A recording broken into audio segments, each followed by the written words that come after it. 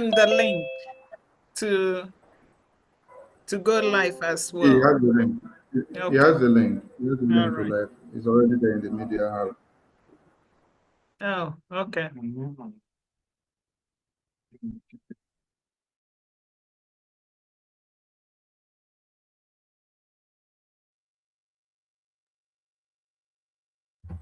Are we live? 247?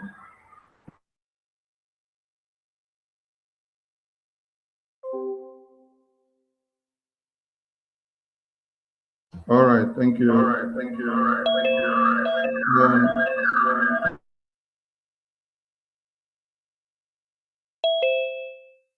Remove the write-up on the screen. Remove the write-up on the screen, Mazugo, from the studio.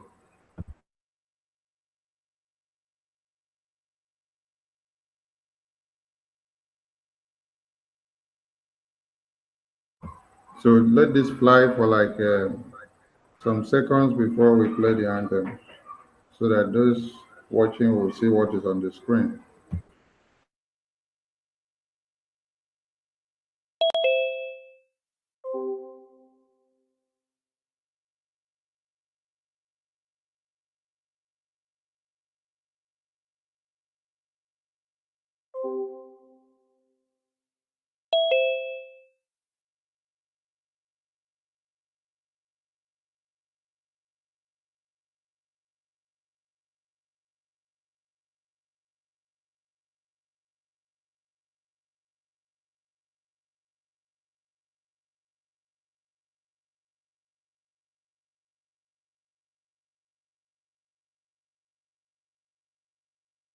Land of the rising sun, willow and cherry,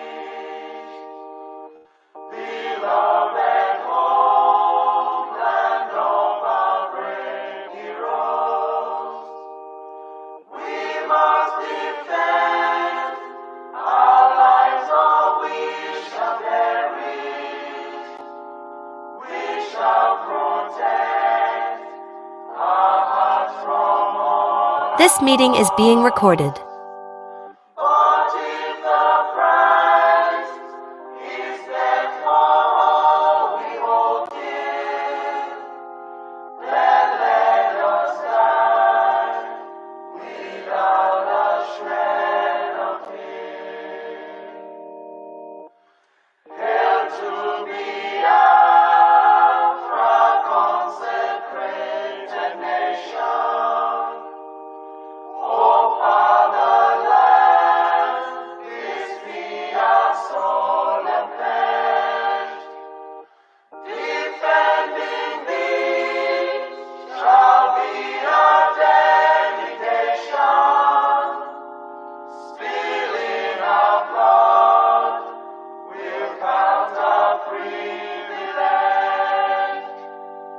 The waving standard which emboldens the free shall always be a flag of liberty. We shall emerge triumphant from this ordeal, and through the crucible unscathed we'll pass.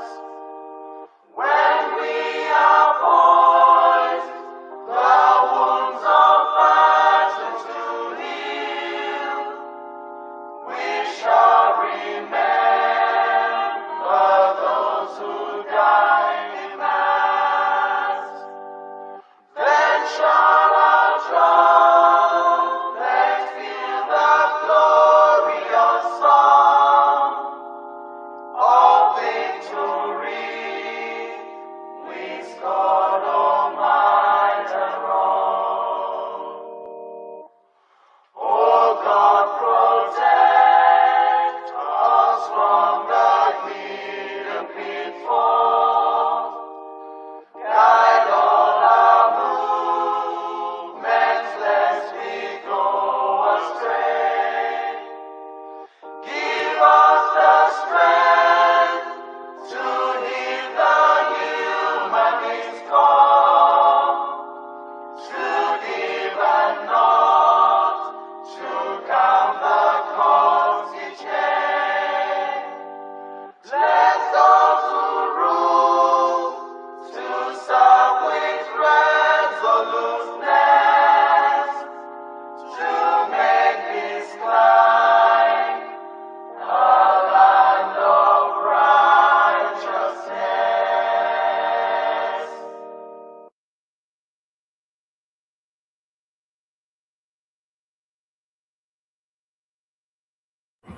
A minute silence to the fallen heroes of Biafra, which today we observe the remembrance of their existence, and not just to those that fell, and those that are standing tall to fight for us to see Biafra.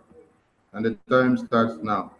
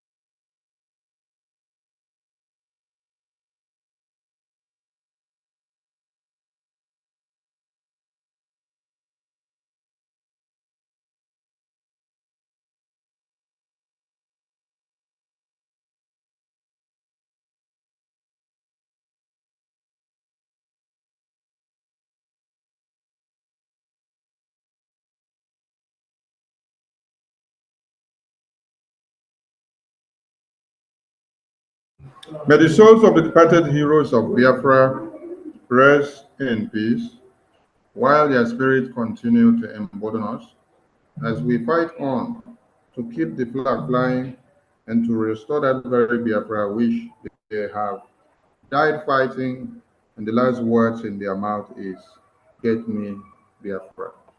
You say, you say, you say the BDF anthem, please. Please, everyone should remain standing while the BDM anthem is played. And you know how well to salute your name. Thank you, Professor. Over to you, please. All right. Thank you, the Minister of Information. Can you guys hear me all right?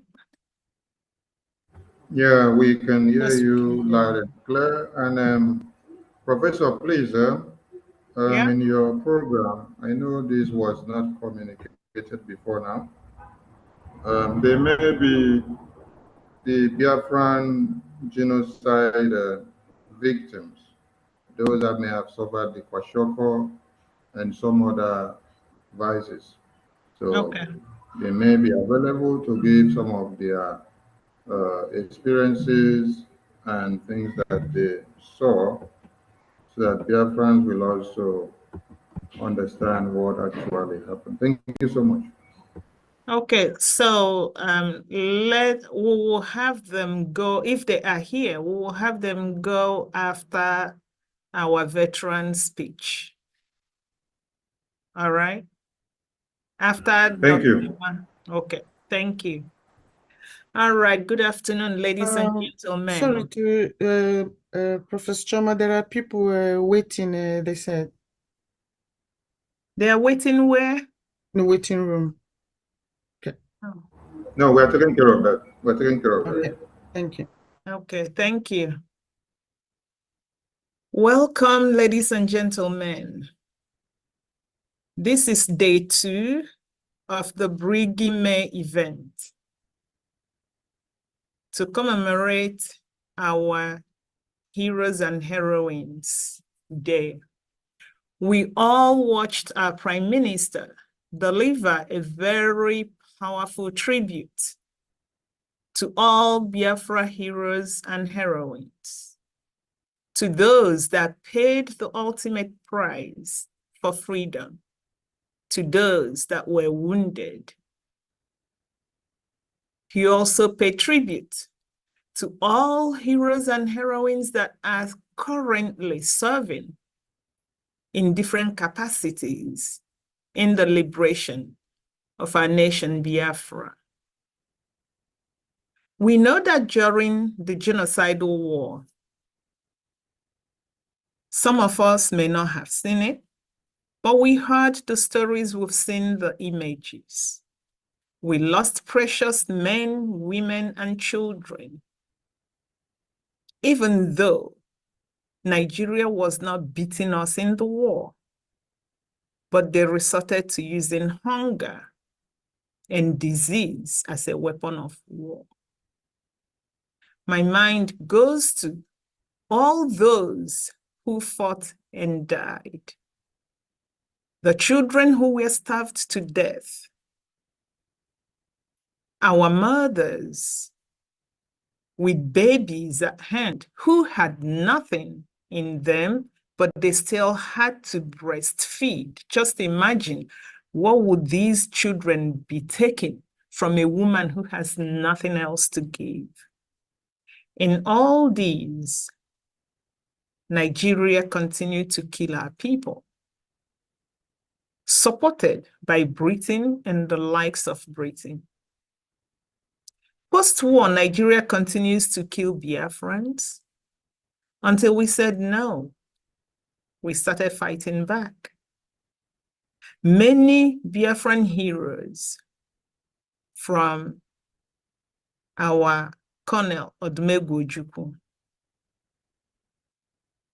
fought at different stages, to our current supreme leader, Mazi Nnamdi Kanu, who Nigeria kidnapped, renditioned him, and they thought, yes, now Biafra is ended.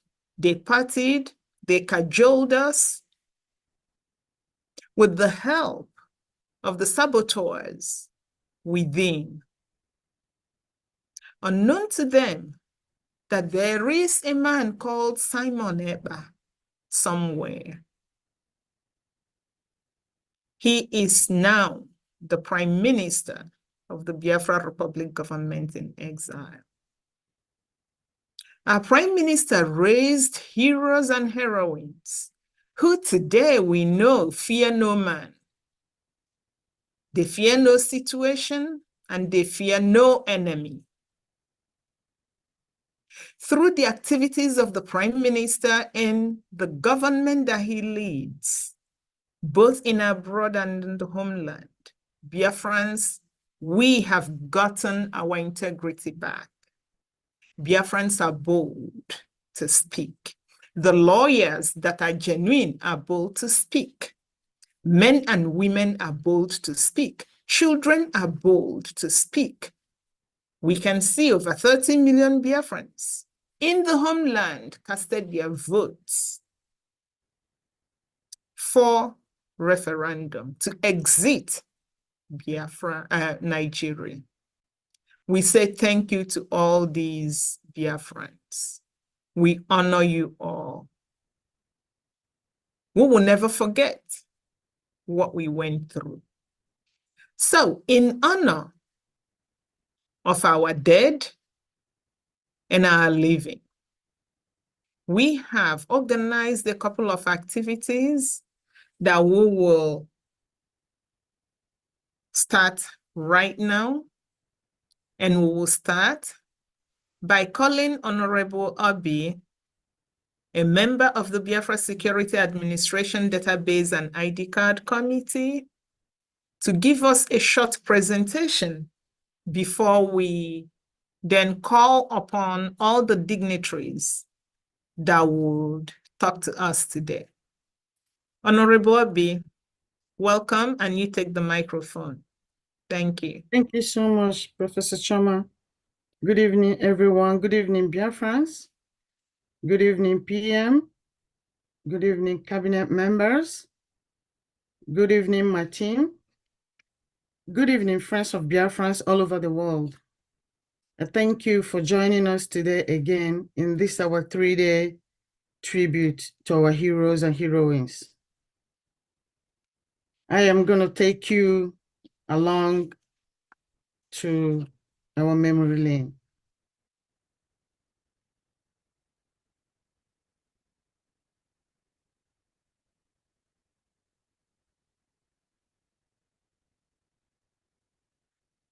Can you see my screen? Yeah, we can see it. Thank you.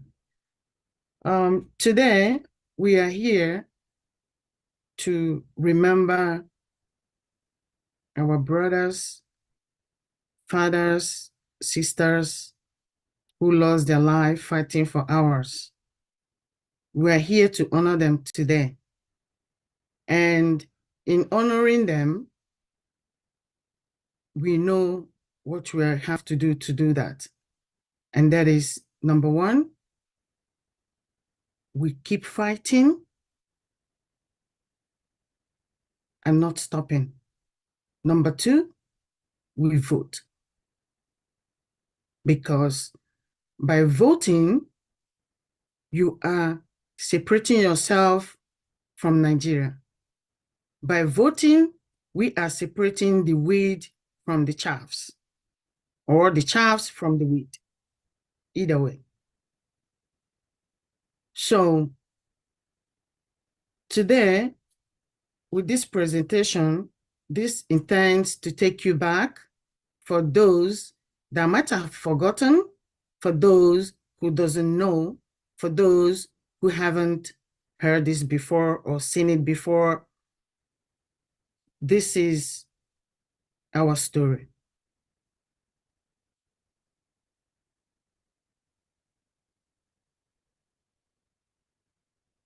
So I have to bring this one down. Biafrans must know that when government persecution becomes law, citizens' resistance becomes a duty. Don't forget that. This is our Ikemba, Odumegwu on the left. Following the widespread massacre of Biafrans by Nigerian government in the years leading up to 1967, and the resultant declaration of Biafran independence, Lieutenant Colonel Odumegwu left takes the oath of office as the Biafran head of state on June 10th, 1967. This is our hero, inspecting Biafran troops on June 11th, 1968. These men and women, they died for us. They died for you and me. This is another hero, General Philip Effiong, the man who stood right next to Ojukwu, the man who served without sabotaging, the man who served with all the love they have in them, just for you and I. This is a gallant Biafra.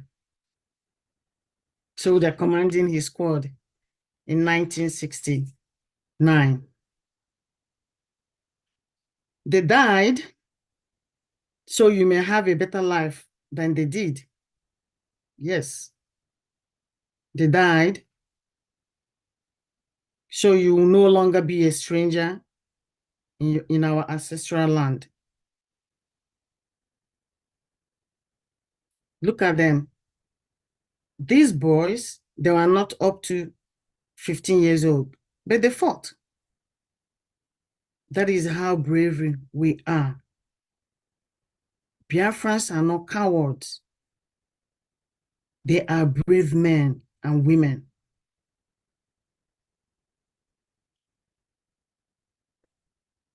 This is Colonel Utuk, a gallant Biafran soldier, and his squad inspecting unexploded shell in June 1968. When you see all these brave men and women, what is going on in your mind? What are you doing to save the day? What are you doing to help Biafrans? What are you doing to save your nation? Ask yourself this question. If you're not doing anything, then you should start today doing something. Look at it. It didn't start today. This started a long time ago. This is a Biafran soldier rescuing an elderly woman after her home was bombed by Nigerian in June 1968. It didn't start today. They started a long time ago. But the question is, what are you doing to stop it? What are you doing to stop it? Are you just sitting on the fence, talking? It's not enough. Are you just sitting there with the excuse that someone betrayed and therefore you don't know who to trust and then you stayed back? That is not an excuse. These men and women, they died so you can retain who we are, Biafrans.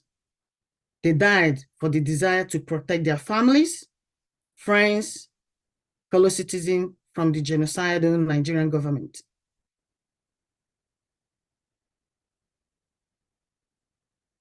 These are Biafran soldiers helping wounded ones in June 1968. This brings me to a plea for PM, maybe to start Biafra paramedic help from Biafra land, a team that will be seeing for the injured ones in Biafra land. The country called Nigeria has done so many damages to us. When we do this once, this time, then we cannot start to heal together. But we have to do this together. On July 16th, 1968, this picture shows a market in Onitsha in former Anambra State, completely destroyed by the Nigerian government. It didn't start today. On Wednesday, 24 September 2022, a Kototo market in former Imo State was completely razed by agents of Nigerian government. All this didn't start today. And you know what? It didn't end there. All the people that died, they died for a greater cause. They died so you may have freedom, justice, and human rights. Here, up to present, the destruction of Biafra-owned properties, markets, and businesses continues. What are you doing about it? Ask yourself this question. What are you doing about it? Are you contributing? Are you helping for the cause? Or are you just watching? Watching is not enough. Everybody that lost their properties and those that lost their lives, you know, it's not worth it. It's not worth it. Why would you be in a country when your tomorrow is not guaranteed as a human being? Where your business is not guaranteed tomorrow. You just live by day.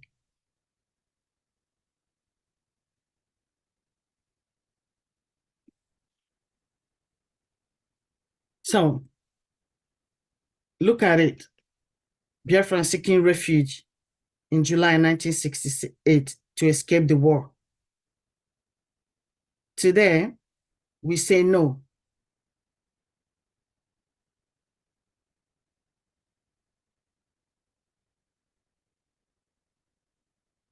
We say no. You know, Kwama, you and I, all of us here, probably know the story of Okwama community. Not just that, they were chased away from their homes, their community, but many of them ended up dead in the bush where they are seeking refuge. This is just recent. And you look at the left picture, just the same picture playing again.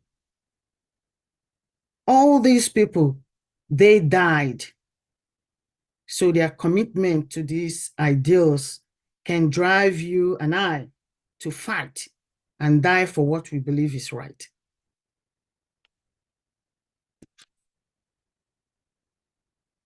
Look at it. Look at them. These are Biafrans. These are Biafran kids. I promise. Oh, God. I am going to try to keep it dry. These are Biafran kids. They died to protect our way of life, preserving the values and principles that define our nation. That is what they died for. They could have been engineers. They could have been lawyers. They could have been someone that brings something useful to the society. But you know what? No, Nigeria said, no, you can't. You are a Biafrans. You have what we want. And therefore, we're going to kill all of you to take that you have. Dear Biafrans, it's never going to happen. Tell them it's never going to happen. We will never forget. We will never forget. These kids, thousands, millions of kids, they died to defend our freedoms, standing against oppression and tyranny, to safeguard our rights and liberty. That is all they died for you and me. For you and me. So when you are sitting in your comfy home, think about these kids. When you get home, think about them. When you're eating your three square meal, think about them. Wherever you are doing well and you're not doing anything. Think about these children. Think about them. They paid heavy sacrifice just for you and I to be here today. And we are here today. The least we can do for them is to restore Biafra. That is the least we can do for them. They died so we can have a safer world, confronting dangers and threats that could harm innocent Biafrans. Yes. They died to uphold justice, fighting against injustice and equality to create a fairer society. That is what they died for. And they're still dying till today. But this generation, we are gonna put a stop to it. All I am asking you, Biafrans, all over the world that are listening right now, what are you doing to save your nation? What are you doing to be a free man? If you don't want to do it for yourself, do it for your kids, do it for your family, do it for the future generation, because the Fulanis, they ain't gonna stop until we stop them. Look at them. Just take a look. These are kids. These are Biafrans. These are Biafrans. When you see this picture, what are you thinking? If nothing will make you honor our people, our dead, yes, they are our loved ones as well. The only way they are not asking you for anything. The only way you can show your gratitude for the sacrifices they made is by voting. Cast your vote. Cast your vote.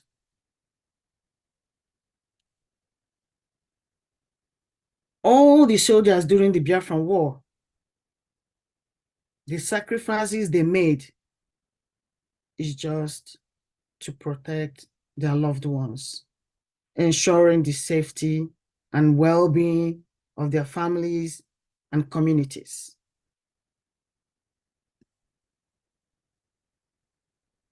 They died to honor their duty and commitment, fulfilling their responsibilities with the utmost dedication, even at the cost of their lives. Look at it. This is in Asaba. Biafrans in Asaba thought the war had ended, and we are told so as well. But the genocidal Nigerian government troops assembled them, opened fire on them, killing thousands of people. What do you call that? A genocide. Because they are bloodthirsty parasites. They love blood. Even when the war has ended, they still kill them. So, the genocide has not stopped. Nigerian government is continuing to slaughter Biafrans using the military, police, and the Fulani headsmen. Our leader, Martin Nnamdi Kanu, was kidnapped and abused in Kenya, rendition to Nigeria, where he is detained in solitary confinement for about 3 years now. The only thing you need to do right now is vote. You know, the Fulanis, they are not used to law. They don't like laws. They don't obey laws. So when we are voting, they are laughing. But he who laughs last, laughs the best.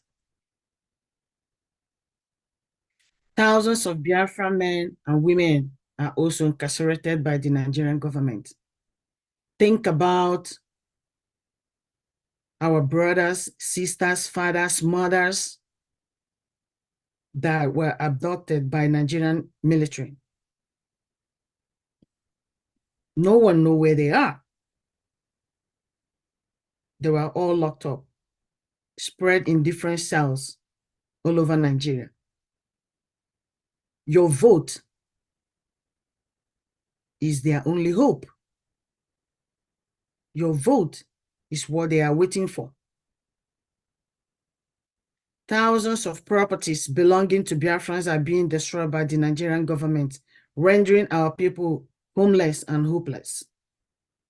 Again, your vote can change all that. When you want to stop the blood-sucking government from ruining your lives, you cast your vote. That will solve all that. Nobody is going to steal your vote this time. This time, we will show them how to run a country with a happy citizen in Africa. We must vote in the ongoing Biafra self-referendum to free ourselves and secure our lives and properties.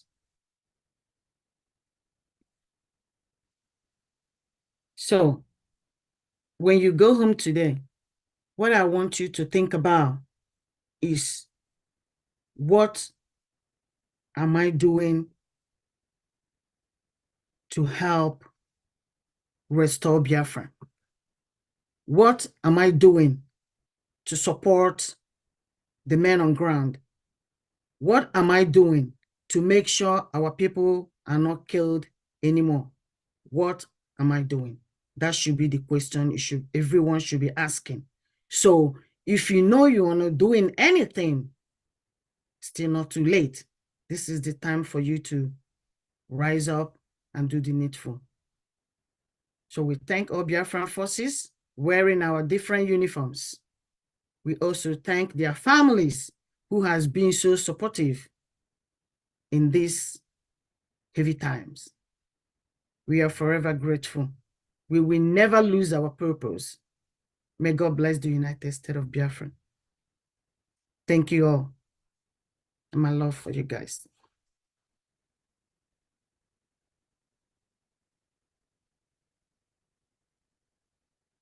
Thank you very much. Thank you so much. All right, dear friends, you've had our sister. There is a charge. What are you doing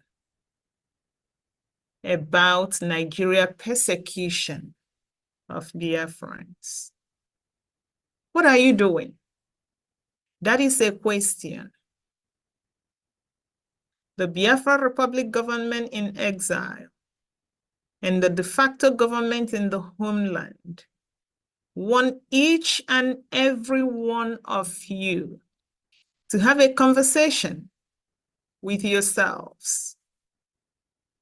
Ask yourself, am I doing enough?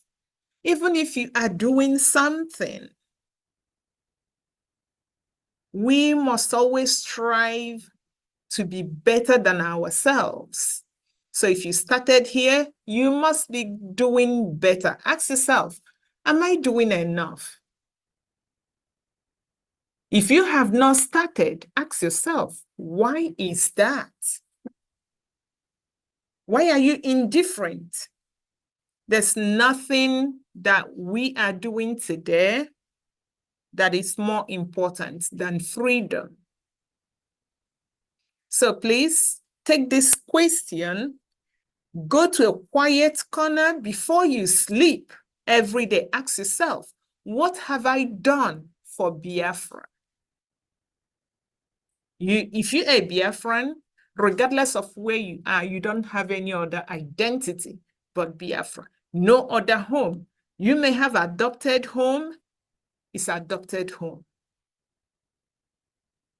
So, as we move forward in our program, you know, we have assembled Biafrans that would really talk to us. And the next speech will be given by Dr. Immanuel Bez. Ladies and gentlemen, we will have to hear from one of our Biafra War veterans, Dr. Immanuel Bez. Dr. Nwabeze, who hails from Olo State in old Imo State, was 26 years old in 1967 when Nigeria invaded Biafra. Dr. Nwabeze fought the war along with his comrades, some of whom actually died in the war, and may their souls rest in peace. But like many survivors of that genocidal war, Dr. Nwabeze moved abroad to pursue his destiny and ended up training to become a medical doctor.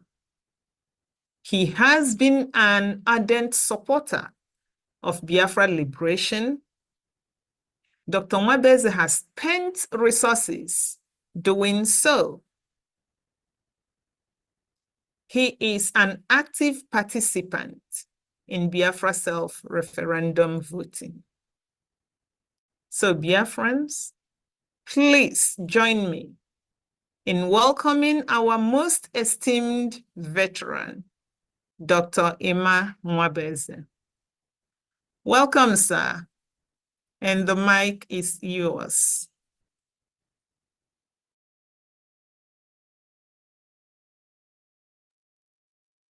Thank you very much, Professor Chioma. Prof, we all love you. I have to start by greeting His Excellency Ekpa Simon Njoku, his cabinet ministers and members in the bridge and also in de facto government in the homeland.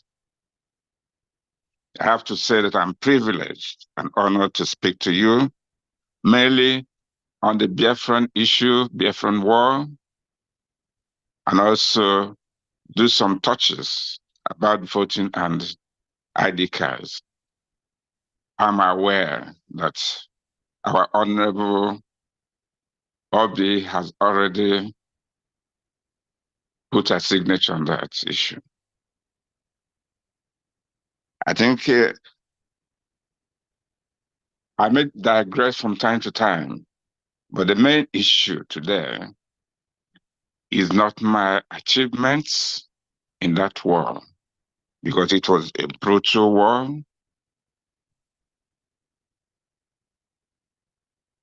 In 1967, I was a chemistry master teaching at Mercy Girls High School in Bossy, which was in the old Aba Agda State. I was teaching there. And then we're suddenly informed about July, the first week in July, that a war has broken up. I said, how? We didn't know. And all the teachers, every person was dismissed. I came back home. Fortunately, I happened to come from Uguta district, Osobo the area. My senior brother, who is still alive, he's 96 years old, so he's still alive. You know, in those days, in the 50s and the 60s, the first son controls everything, supersedes your father, even though when your father is alive. He objected my joining the army. He's the first son, I'm the second, but he objected. So I didn't listen to him. I have to run away and go and join. Anyway, what I'm going to say a bit is that today we honor the fallen heroes and heroines, especially during that brutal war, and the people who are still falling in the present Biafra Defense Force, comprising the Biafran BLA, Biafran fighters, the Navy, the Air Force. They're still dying. And also millions, about 3.5 million children starved to death with kwashiorkor, big bellies. You have already seen that. I am not going to gloat over what I did there.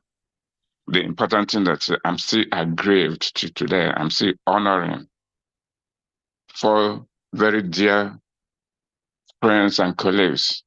You remember that it is said, if you see a corpse or a coffin being carried, you just look around and say, oh, that looks like a bunch of firewood. That's an Igbo saying.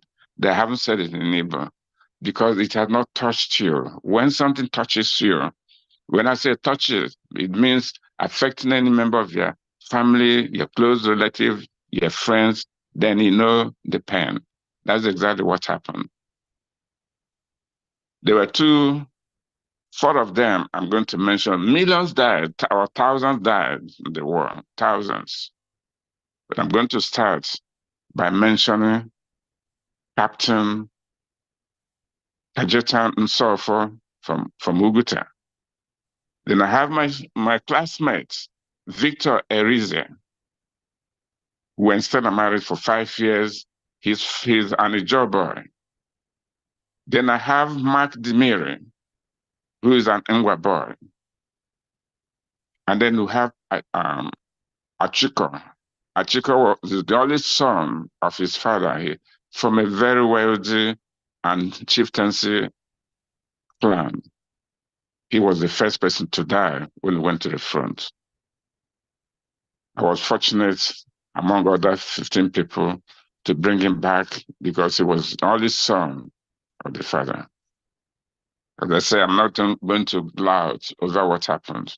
But you remember that before the war, about 2 or 3 days before the war, the actual war, Gowon, who is still alive, is going to continue being alive until the 2nd of December. So I said that Tinubu will be alive. Fortunately, he has recovered from his poisoning. He's going to be alive. They're going to be alive. Gowon went on the air and also on television, announcing about the 2nd of July 1967, that he was going to send a police expedition to Biafra. Our people did not take any note about that. By the 6th of July 1967, the Vandals fired the first shot before we could realize. Remember, the Nigerians were about 85 strength in the army. They had heavy weapons, everything supplied at Britain. They have to call the Egyptians and the Russians to fly their meat. They always call people to fight for them. Anyway, when you go to the front, you see this huge, tall, black, very dark. And you think that they are coming from Sudan. When you see them, you get frightened, because I'm big now, but in those days we were small. You see such people, it is frightening. This happening. But we stood, because we didn't have the weapons. We didn't. That is why Enugu fell very quickly. And Port Harcourt followed. And from Enugu, we have to move them back to Umuahia.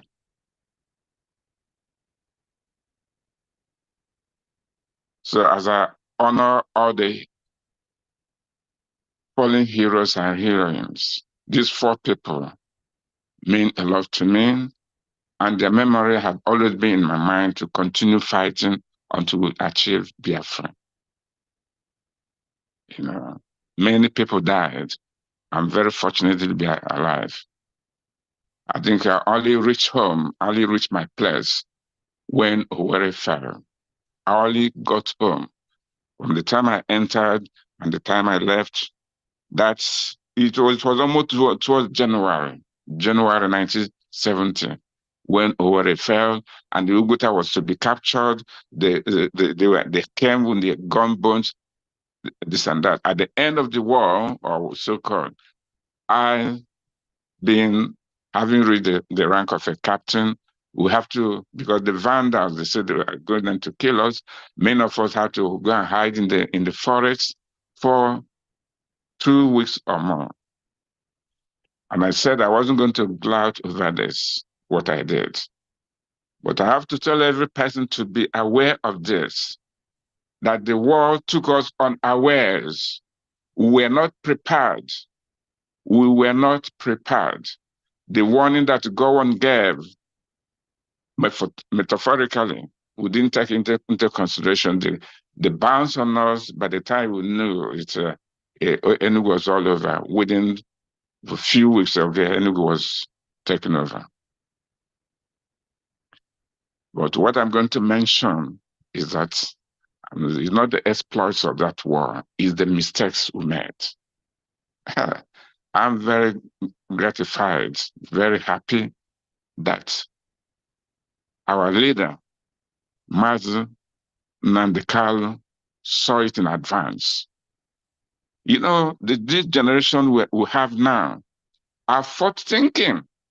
You know, look at the cabinet members. They are forward thinking. Our PM is forward thinking. We have the brain. They have been saying that we'll go to do everything with brain. They have corrected the mistakes we made. And that's in 1967 to 1970.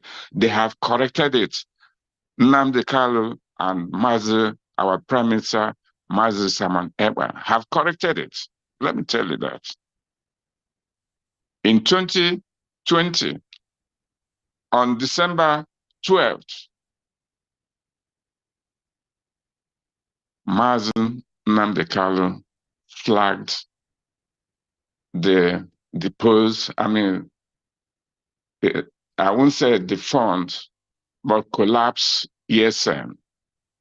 There were hundreds of thousands parading. We're all in awe what is happening.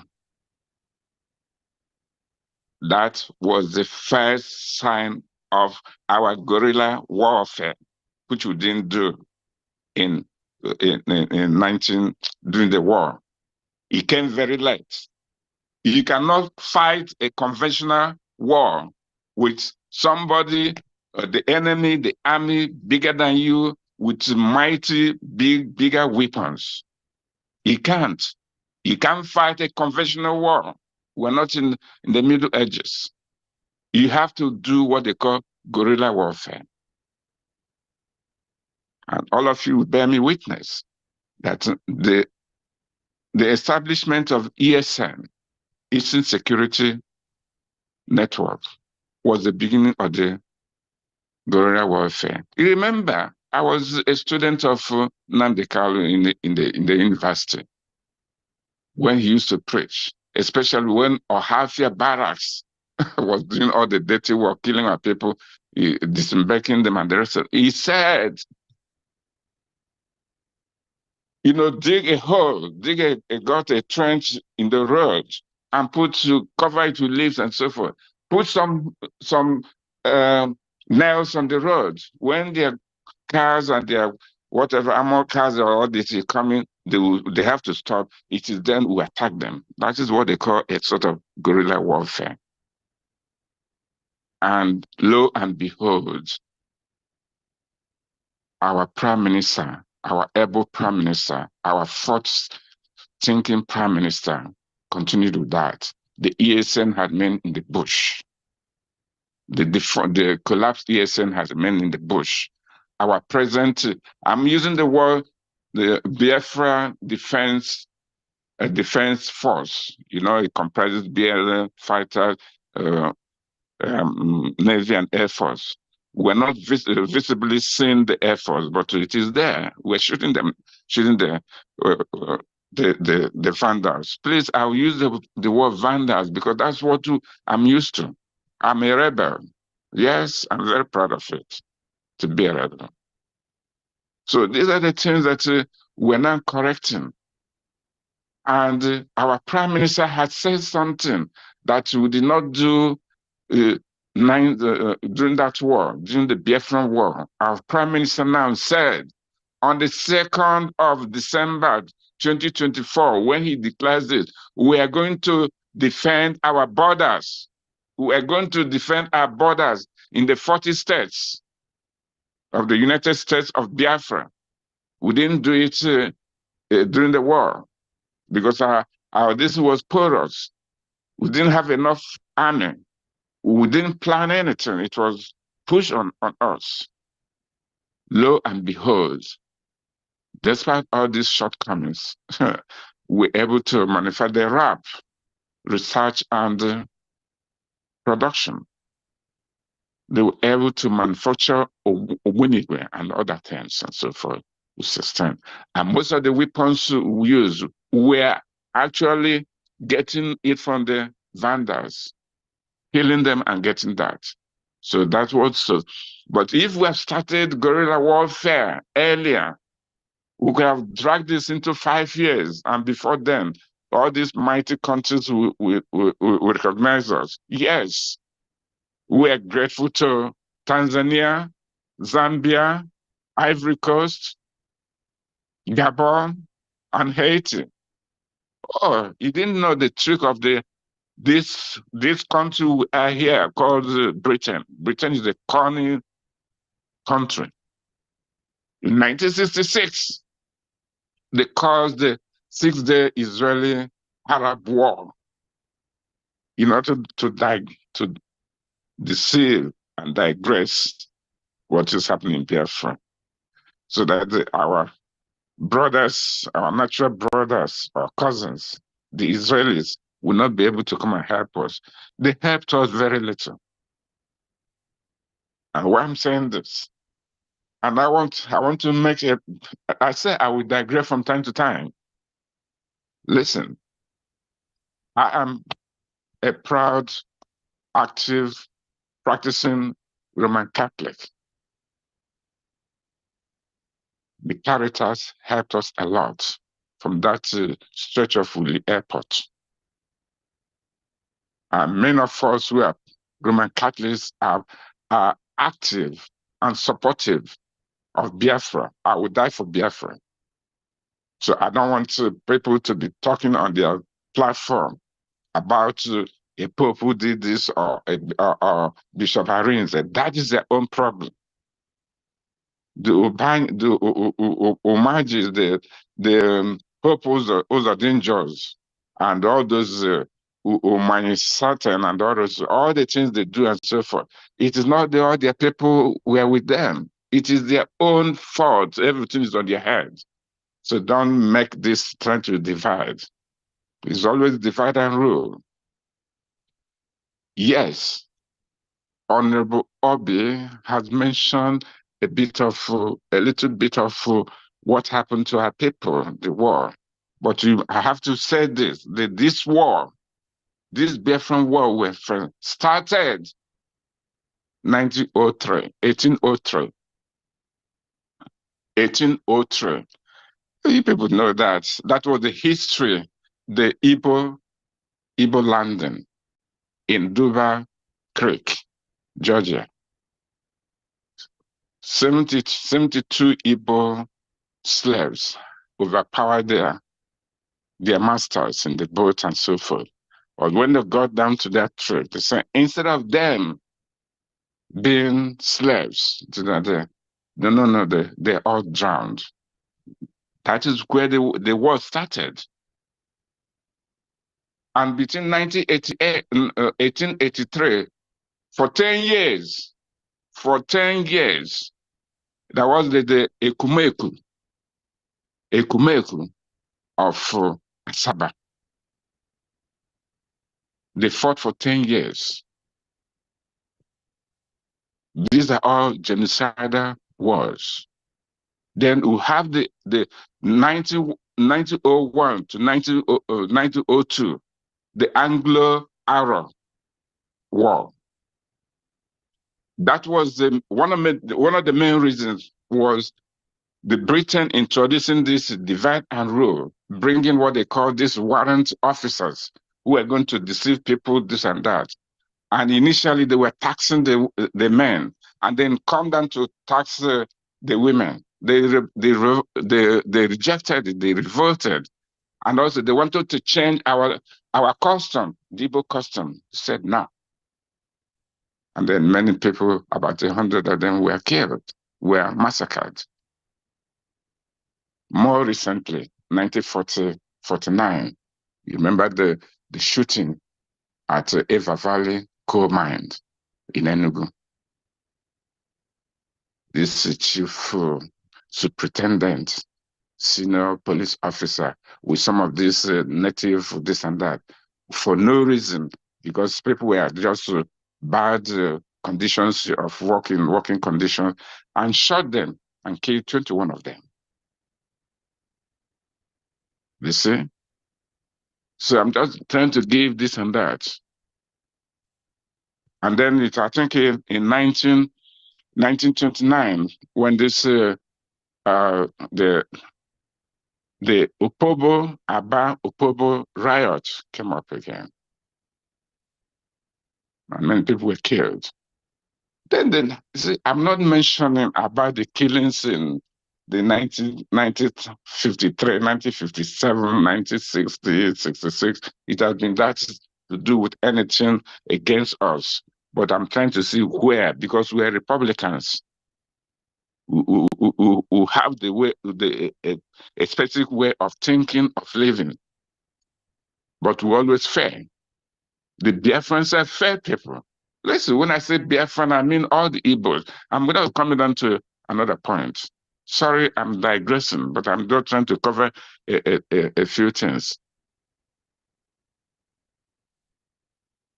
So what is happening now is that the war has started long ago and then culminated in 1967 to 19 December.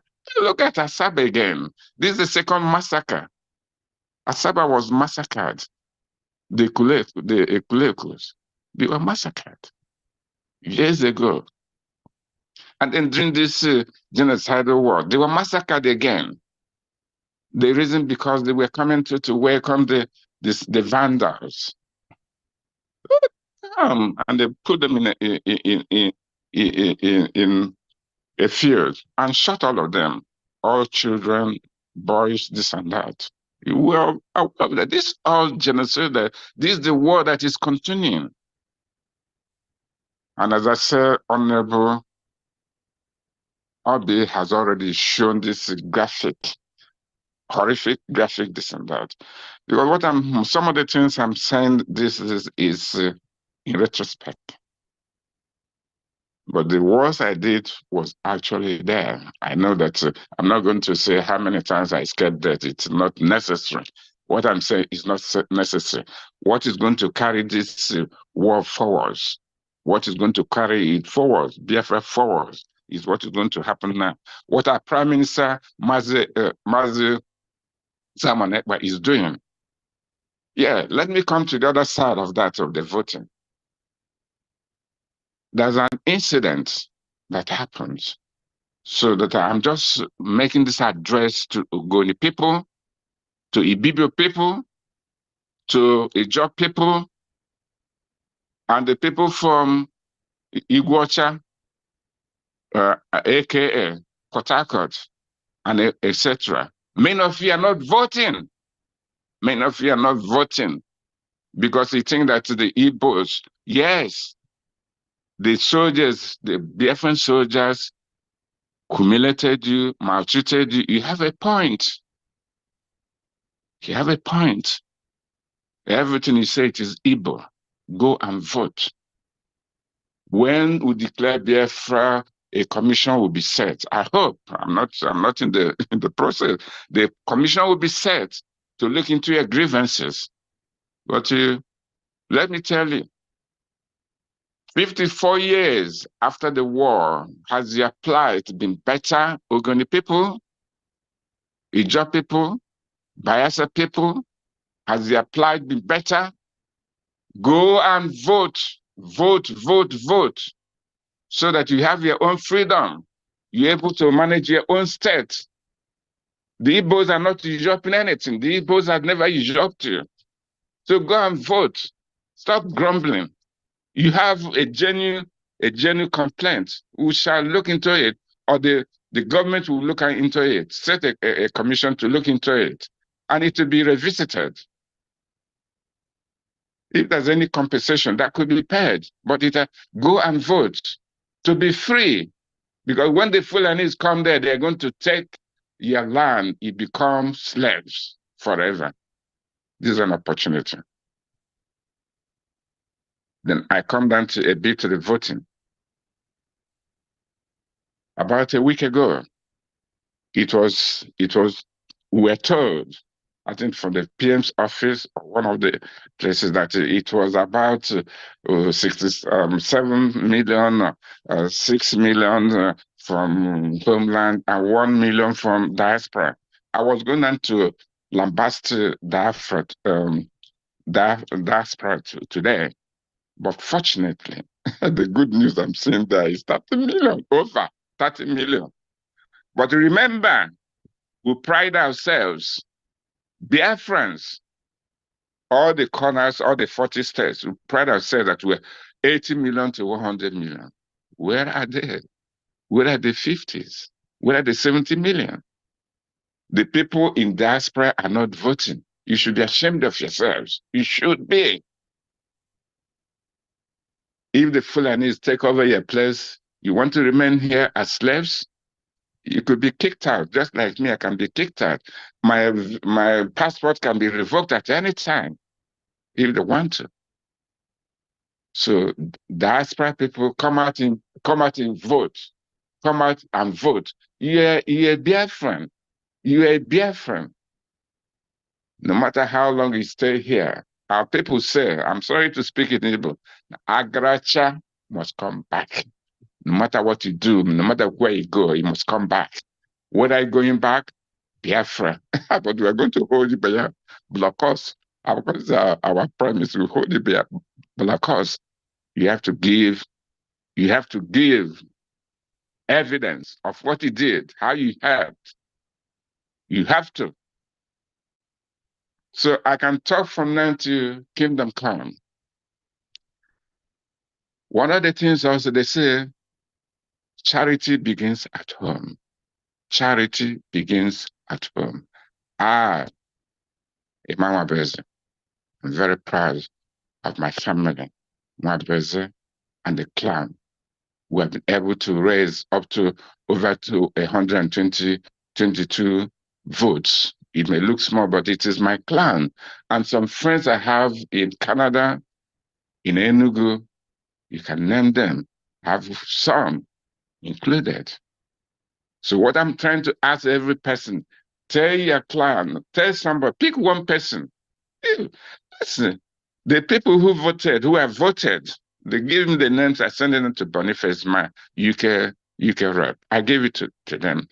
They vote. They were struggling. Say, oh, brother, you haven't put my name. Brother, look at that. There's hunger in them. Make your people to have that hunger to vote for Biafra, and Biafra should come. You don't need to wait. You don't need to entice them because they want to be free. The other thing, you have not approached them. But I have to thank the Prime Minister and the British cabinet for their fast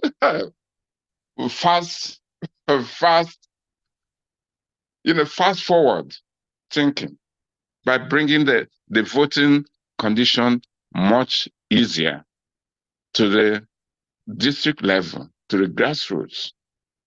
And that is what is causing that. This first batch of voting, Bridgie, Prime Minister, make it is much easier for more people to. So before October, before November, we may have 110 million people. God bless you. Thank you.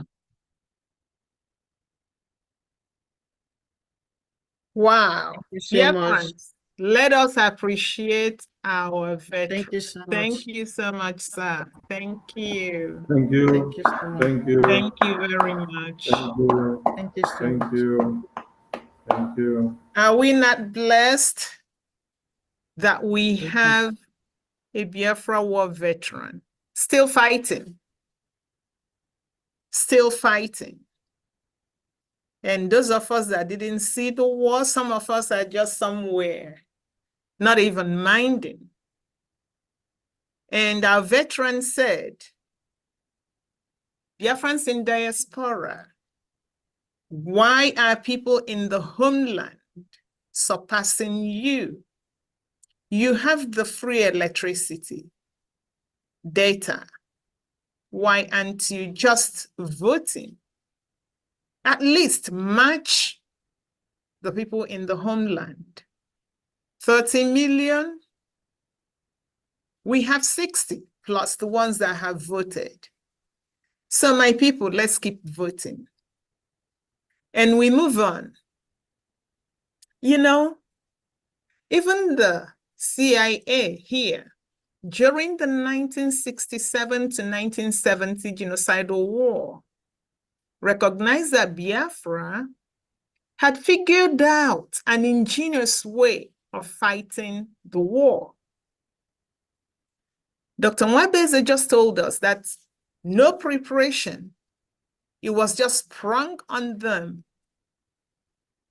But as the time progressed, we figured it out. And now we've really mastered the way to defeat the Vandals. I am borrowing from Dr. Immanuel Bez. So yeah, the CIA figured it out, that we have really found an ingenious way to fight this war. Now, if the CIA, thousands of miles away, was able to figure this out, why didn't Nigeria? If Nigeria was a country that indeed wished good for Biafrans and for mankind in general, Nigeria would have latched onto Biafra creativity. That would have moved Nigeria forward. But rather, no, Nigeria wouldn't do that. They chose to stifle Biafra creativity, hoping that when they do that, they will enslave us in perpetuity. As they see that we are resisting, then they found the rotten eggs, like the governors, the politicians. They give them money, and those will be enslaved. We keep pushing. We will never be enslaved. So even though our leader of blessed memory, Philip Effiong, warned Nigeria, telling them that if they do not treat us well, that our children will rise. And that is telling our people that fought the war then. This was like a prophecy. It has gotten to a point that the only option we have is to fight back for our freedom. So along with our Prime Minister, several men and women of honor are behind the scenes fighting for our freedom. Ladies and gentlemen, join me to welcome the Biafra Defense Minister, Honorable Solomon Mua. Thank you, sir. You take the mic. Thank you very much, Honorable Professor Choma, for hosting this historic event.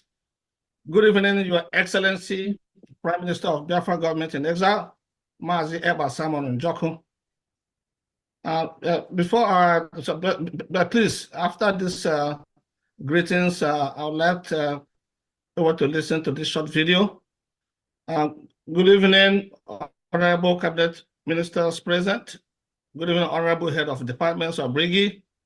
Good evening, Biafra Defense Forces, wherever you are doing a wonderful job. I salute you. Good evening, Biafra de facto government in homeland.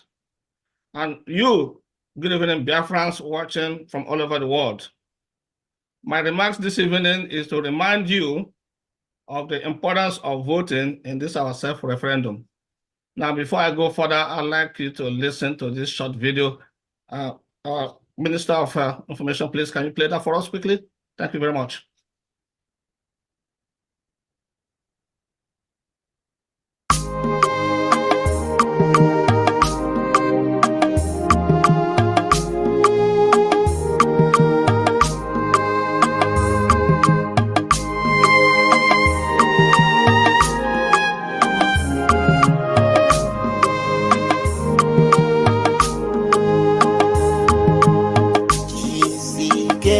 Asula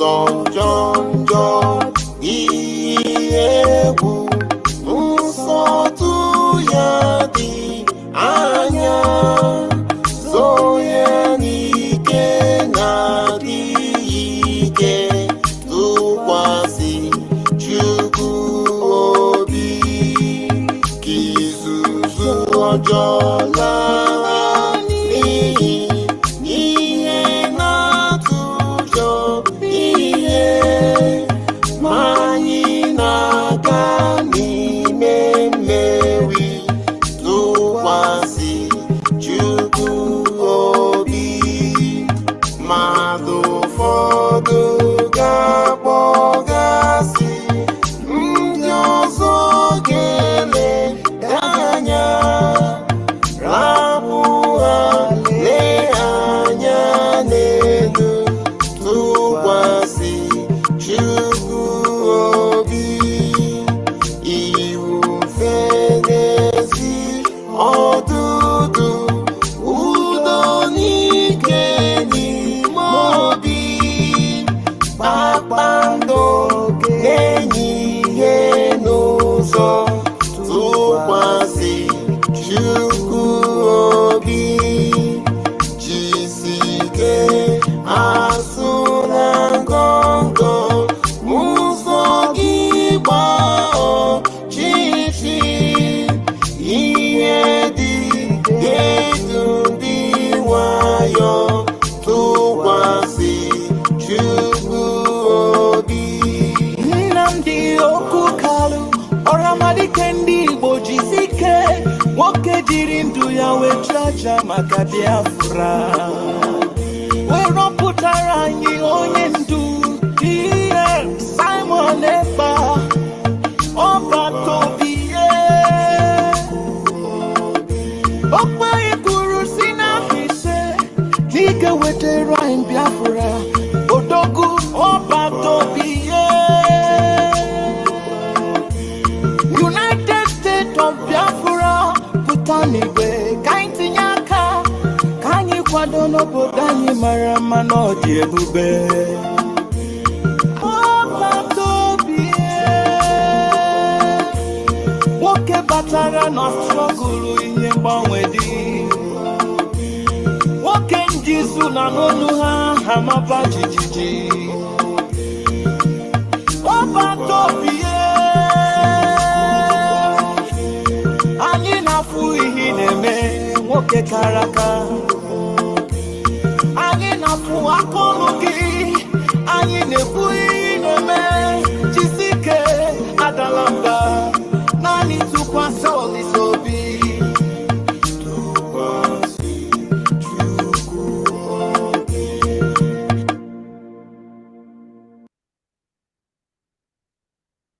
Thank you very much. Thank you very much for that. So, I mean, Biafrans, we should be very, very happy and because we are very lucky to have two visionary leaders. You know, our leader, Mazi Nnamdi Kanu, and our Prime Minister, Mazi Solomon Ekpa. They're visionaries because without them, I don't think we'll be here where we are today, trying to restore Biafra. Because the previous leaders, they pretty much gave up. They gave up and we were down to become slaves forever. But these two angels or honorables that came to our lives to say no, that we cannot be slaves in Biafra land, that we must fight. And every tribe or communities or region that ever gained independence, they always fought for it. It doesn't come easy. Freedom is not free. So freedom, you have to fight to get your freedom.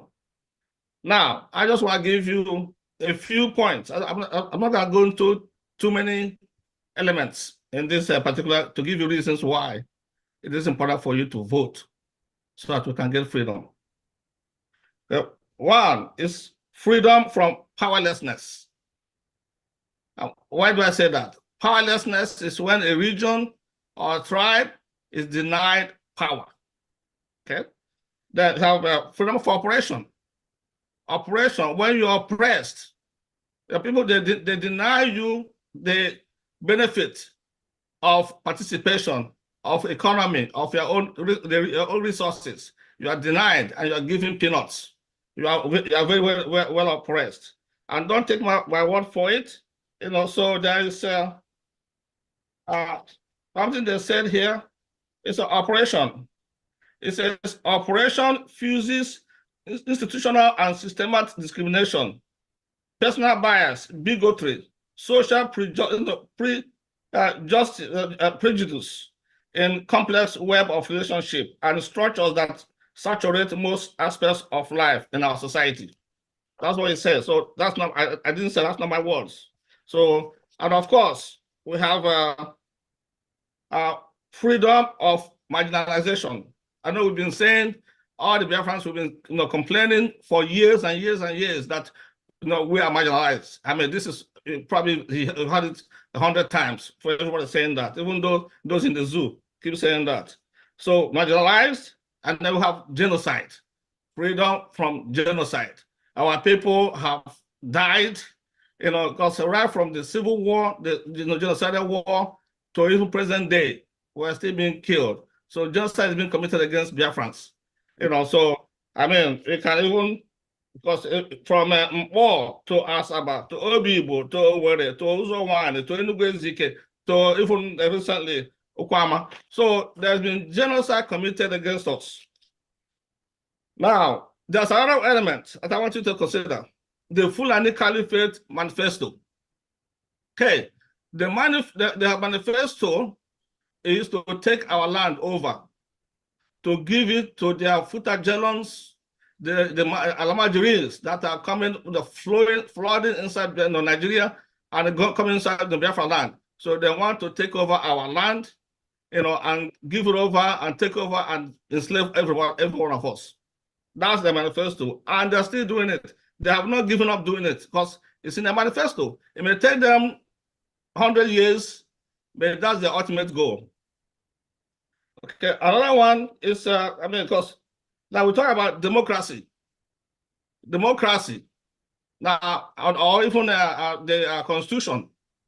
Now, where have you seen a country that has two constitutions? We have Sharia law, we have the other constitution merged into one. It's never happened.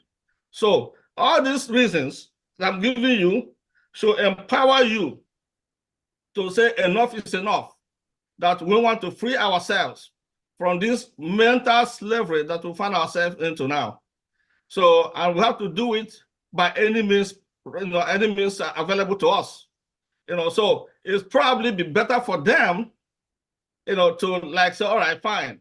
We know you guys are serious and want to be independent. So like say, okay, let's come to the table and discuss this. And maybe we can be good, neighbors. We can be good neighbors to them. And of course we can trade with them. But if they force us to fight to get our freedom, then there will not be such friendly neighbors again, because we're going to put our borders, we're going to be as high as 20 feet high. We're going to erect that border wall. It's going to be even bigger than the one I have in Jerusalem and the Lebanese. So, but anyway, from going that one, so let's see about what we need to do. We need to do to avoid all these things I just mentioned, to give you reasons why we must exit Nigeria this year. We have started. I'm very happy to hear that over 30 million of all of us Biafrans have already voted. That's very, very encouraging. But we need more, much more. We want everybody to vote. I mean, we're about up to 90 million, according to estimates given to us, up to 90 million Biafrans. Okay? So if you are from Eastern region, you're a Biafran. So don't worry about that. Forget about all this propaganda by the governors, that start to scare us. What they try to do, intimidate us by killing us. If you come out with a flag, they kill you because you are fighting to become independent. I mean, for voting, do not be scared. I'm telling you, do not be scared to come out and vote. Okay? Because they try to instill fear in you so that you don't come out. Don't let them win. They must not win this war. We are going to win this war, and our people are going to participate in the voting. We're going to vote, whether through gun, bullets, or sticks. We have to come out and vote, because forget about this intimidation they're trying to put on us.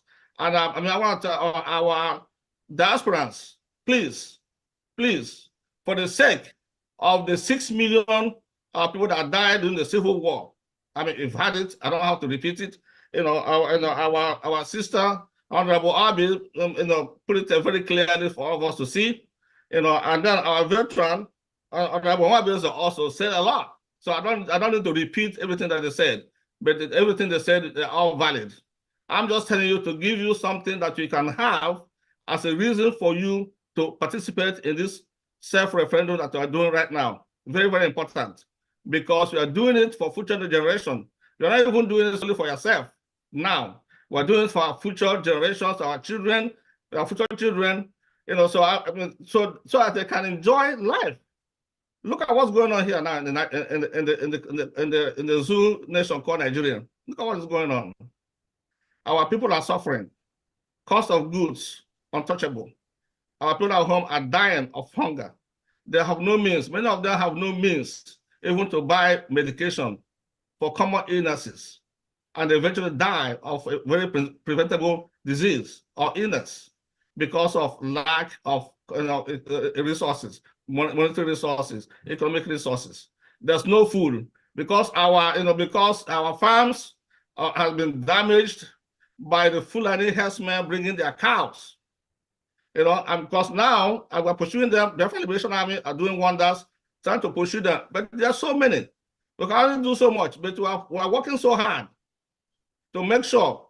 That's why we need resources to equip our men on the ground. We need resources. Please join in providing the resources needed. Monetary resources, equipment, food, all those things they need to sustain them, encourage them, because we cannot fight on empty stomach.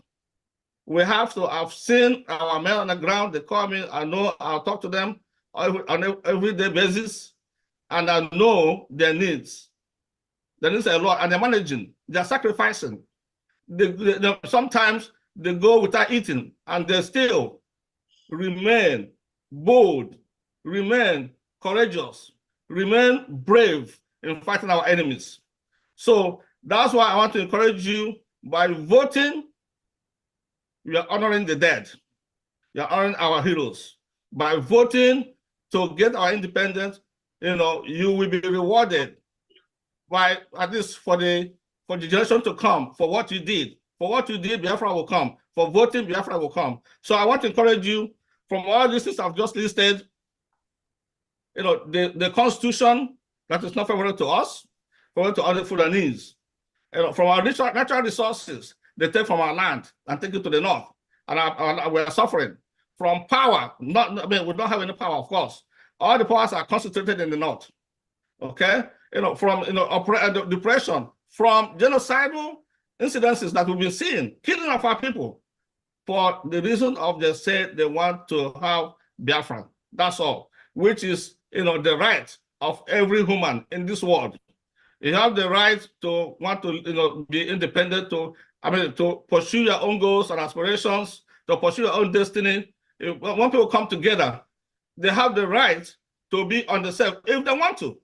And we say that we are tired of being part of Nigeria because of their evil plans against us. They have evil plans against us, and that's the reason why we don't want to be with them anymore. This has gone on since 2014. From 1914 to 2014. That's 100 years. That 100 years that Lord Lugard and his girlfriend stated that after 100 years, if you don't get along, if you're not integrated, you have the right to separate. We are past that 100 years now. Why wouldn't they allow us to be on our own? To at least we want to be our own. Let us go and fail. Let us manage ourselves. If we fail, it's on us. If we succeed, it's on us. At least let us try. So, dear friends, I thank you all for listening to me. I'm going to make it short. I don't want to stay too long on this. And I thank you all for listening. Thank you, Professor Choma, for allowing me to speak. So God bless Biafra. God bless and all our defense forces, whatever they are, and God bless you. Thank you very much. Thank you so much. Thank you so much. Thank you so much. Thank you. Thank you very much, God bless Defense you too. Minister. Thank you. All right, dear friends, is there any Kwashiorkor survivor in the audience or a survivor of the Biafra War, a veteran that wants to give us a 1-minute speech? Please raise your hand if you want to. Mazi Moshe Amos. His hands is up, I think. But I don't think he's a veteran because he doesn't look old. He doesn't look like sorry, not old, but looks like doesn't look like a younger veteran person. Yeah. Any veteran in the I've given him house? the mic. Let him speak. If he's actually using another person's photo, he will let us know why his hand is off. And our New York admin, Wanda Love, are you there? Wanda Love, are you there? Our New York admin, Wanda Love, are you there on the mic? Wanda Love, are you there? You're far from your device. All right. Moshi Amos, unmute yourself. We've given you the mic. Good evening, Briafrans. Good evening. Are you one of the war survivors? Because it's time for the war survivors to speak. If you have a different question, you can wait later on. Okay, I have a different question. Okay, you wait, because we are following the program. Thank you. Okay. All right, my minister, you may go on. When we have, okay, Nenna is here. Nenna is here. Okay, Honorable Nenna, take the mic. Thank you. Everybody. I greet my PM and all the ministers, everybody here. I wouldn't know what survivor means. But for me, I am a survivor of Biafra War. I wasn't old enough to go to war. I did not carry gun, but I carried hunger. I was among those who had that protruding belly you saw there. Maybe if I use microscope, I might see myself in one of them. I never knew what was happening. But to God be the glory, the relief came according to my parents, and we were saved. We were the last batch that were saved before it became more catastrophic. I think what happened here is that as the Biafran government is, taking the towns and villages from the up north, which is from the northern part of Biafra, which is around Enugu. So those ones were more hungry than us in the western part, which is in Owerri side, before they could come down to Owerri to conquer us. I think it was in the later part of the war. So our own hunger wasn't as severe as those ones up there. But we were all hungry.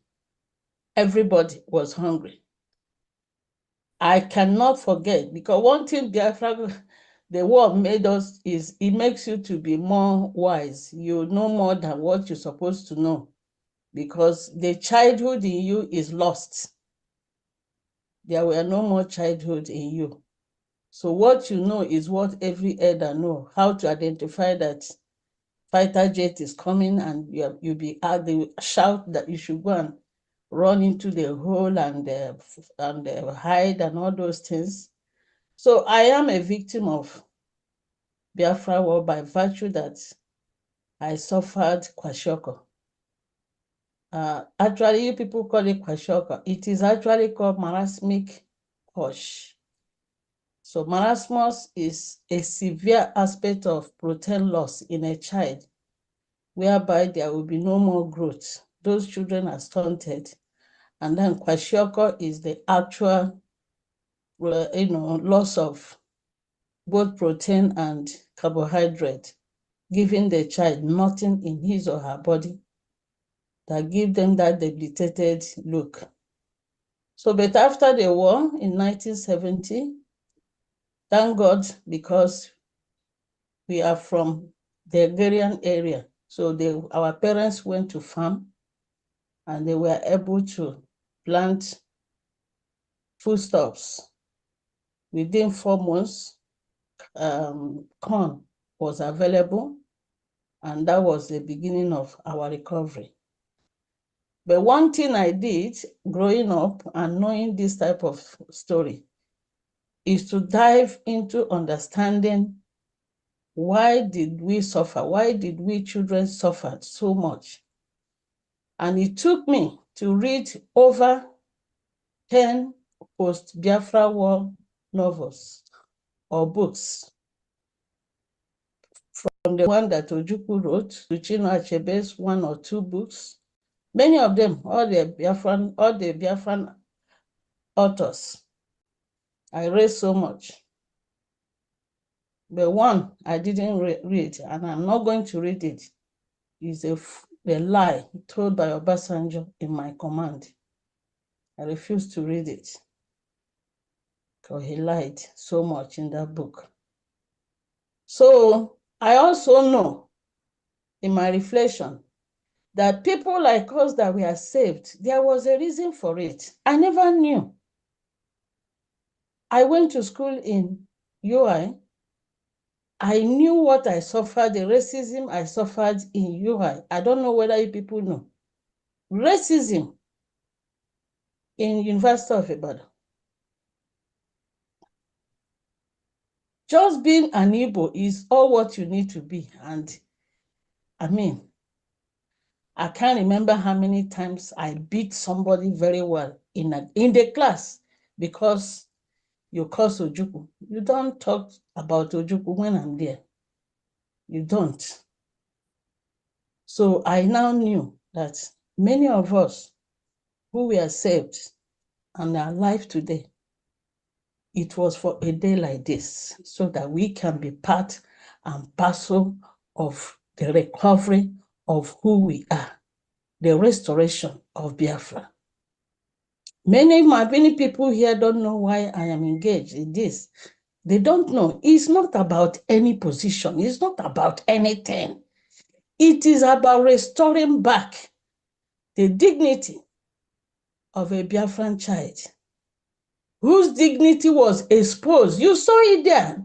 None of them had clothing on their body. And it is day and night, 24/7. They are naked, exposed to the elements.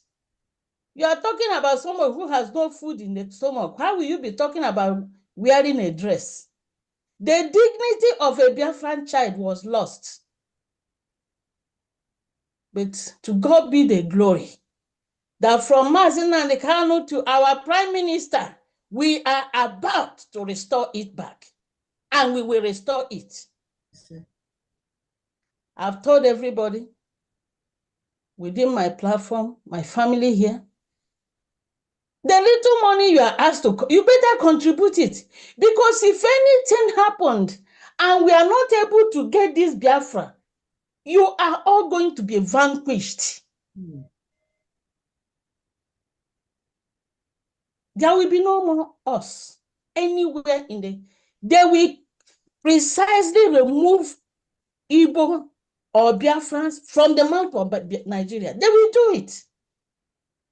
So it is important that we pour everything that we owe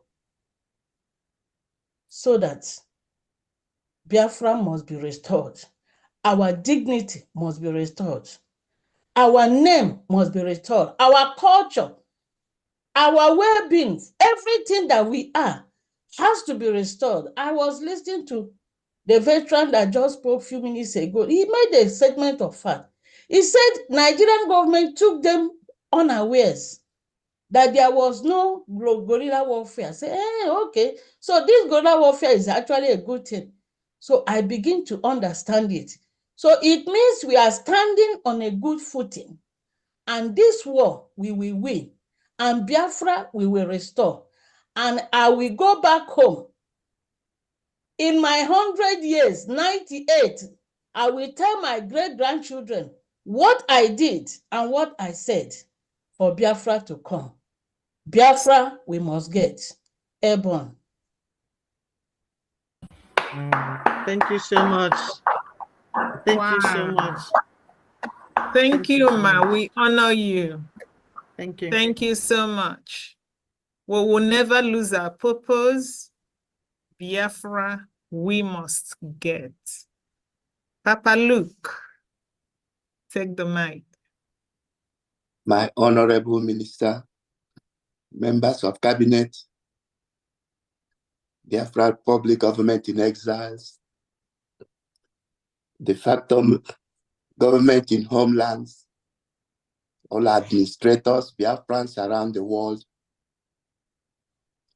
It is an honor, it is a privilege to be alive and to witness what we are doing today. Remembering what we have been through. I guess for me, it has always been a living memory. As old as I am now, I thought I have overcome, but I still have not. I was barely 8, 9 years when the war started. As a child, we played, and I remember I was in school. My father was a headmaster of our school. And all of a sudden, we are not going to school anymore. We have no clue what was going on. As a child, we don't know. We knew there are some movements. We see some military people moving around, but we don't know what was that all about. My father had 2 wives. My mother is the first wife. The second wife had 7 children. And within a space of 1 month, 5 of them all died because of hunger. My mother had kwashiorkor, and my little brother had kwashiorkor. Up till now, I don't know why I did not have kwashiorkor myself. We were running. We actually ran from my father's place to my mother's place just to be alive. And as the war progress continues, we were almost, if the war had gone for another year, I would have been a child soldier. Because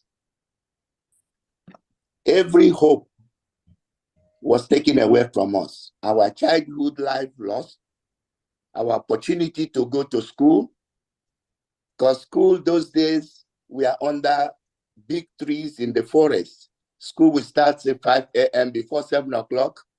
We have to stop because of the air raid. Market surrounds us, can start from 4 a.m. Before 6:30. Everybody have to go because the Nigerian Air Force will be bombing the markets at the sunlight.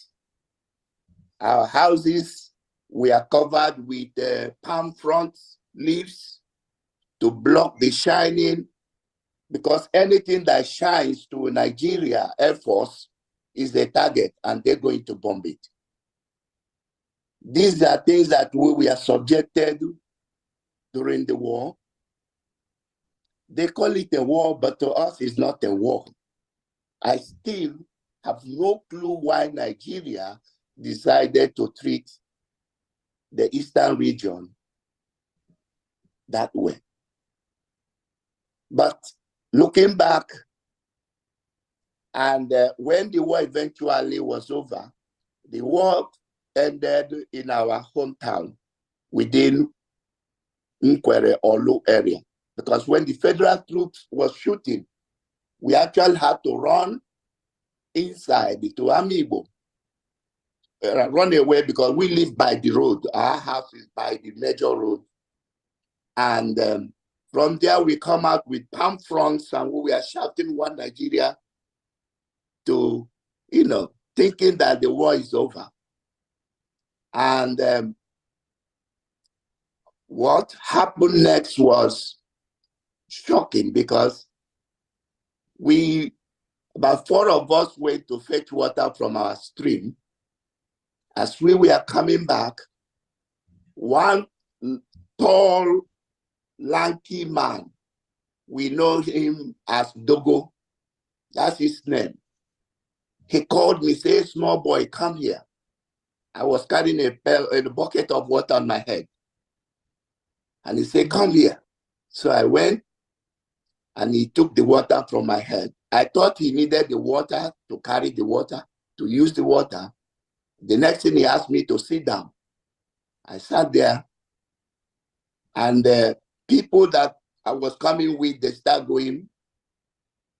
And I keep looking at him. I said, "Can I go?" And I say, "You're not going anywhere." I say, "You should sit there." I sat there. About an hour or so, a command came that they should move and they should start going back to Owerri. This man packed his luggages and he put it on my head. He said, "I will follow him to Owerri." From Owerri in Nkwere, I trekked for 27 kilometers from Owerri to Owerri.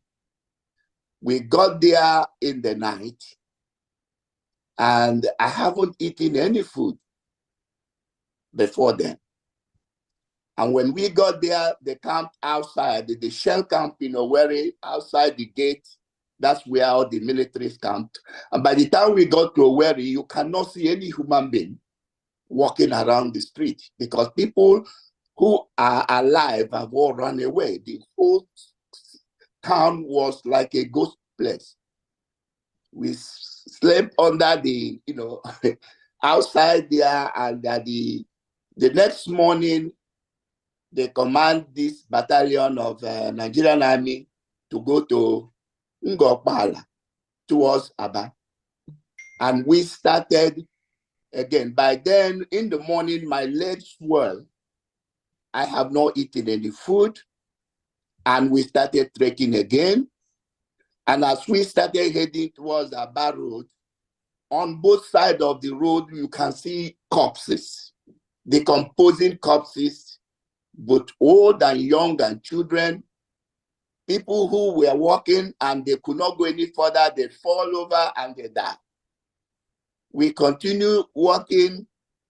When my Oga, we call him that time, the Dogo guy, there were family that had bike with all their belongings on top of the bike.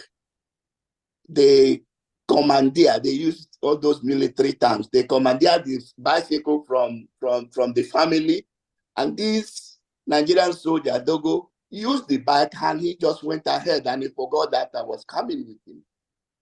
And when we got to the Ngokpala junction, we don't know where. We continue going. A group of us, about 20, we just keep going. But we noticed that the number of people coming are lesser. We don't know anything. I keep going until we get to Owerenta. Owerenta, there is a oil mill in Owerenta. There's another set of army that we are there. So when we get there and saw this other set of army, we just stopped there, and I was almost fainting because I've not eaten for almost 2 days. No food, and keep walking and walking.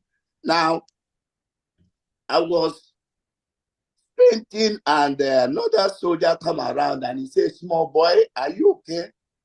Say, "No, I don't speak good English." I just said to him, "Hungry." I keep beating my tummy. I say, "Hungry, hungry, hungry."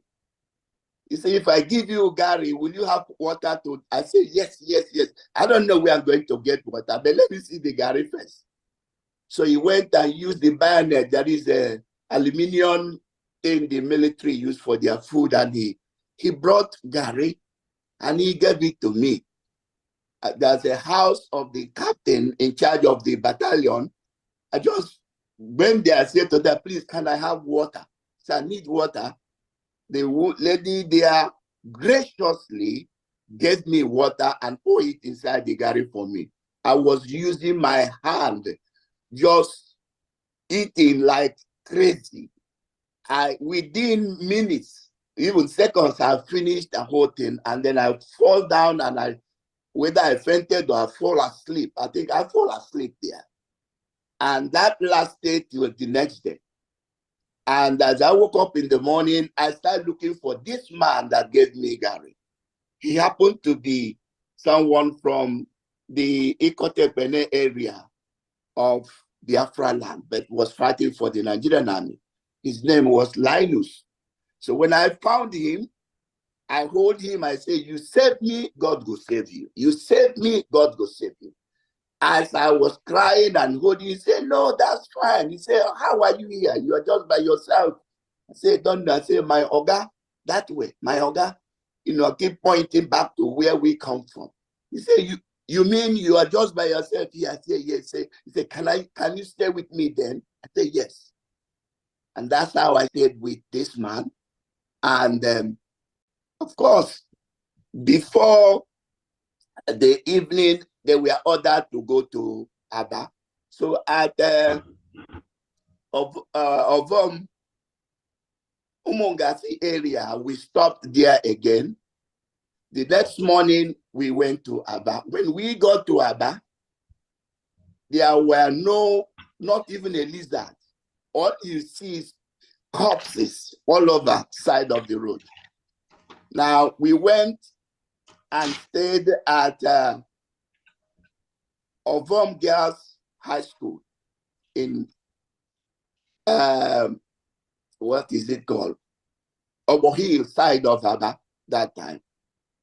Now, from this time, my mother had no clue where I was. And this man, after some time, he was given leave to go and visit his parents to let them know he's alive, he survived the war. He took me to his village. And we went to his village. He wanted to leave me with the mother as his trophy from the war.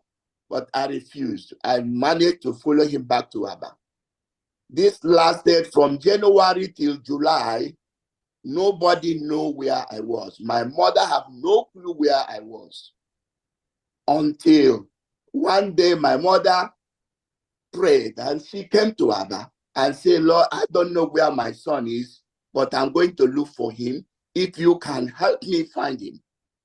So my mother started coming to Obohil. And I traveled from the Ovom Girls. It's quite a distance. Coming to the Obohil area, that's where my Oga was. He was on duty post that day. Coming along the road, I was coming and my mother was coming. I was looking at her, she was looking at me. And I recognized her. I called Mom, said, "Look." We both run and hugged ourselves. She cried and I cried. I told her that the military that took me refused to let me go. And I took her to where I was, to my master. And the man promised that he is going to let me come with her to go home the next day. He would be paid and he will give me money that I will go. That convinced my mom. My mom went back to my sister's place and I went back to Ovom Girls. Now, the day came, the man refused to give me any money to go home. And my mother again waited 2 days.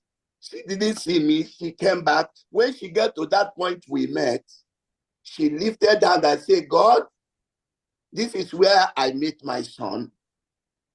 Please help me. I want my son again. She was standing there for some hours and a young man that was walking by. And he called the young man. He said, please, my son, I am looking for my son.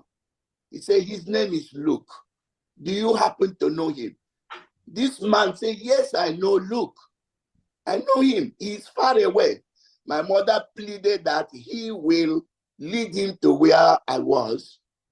The young man agreed and started to bring my mother to where we were staying.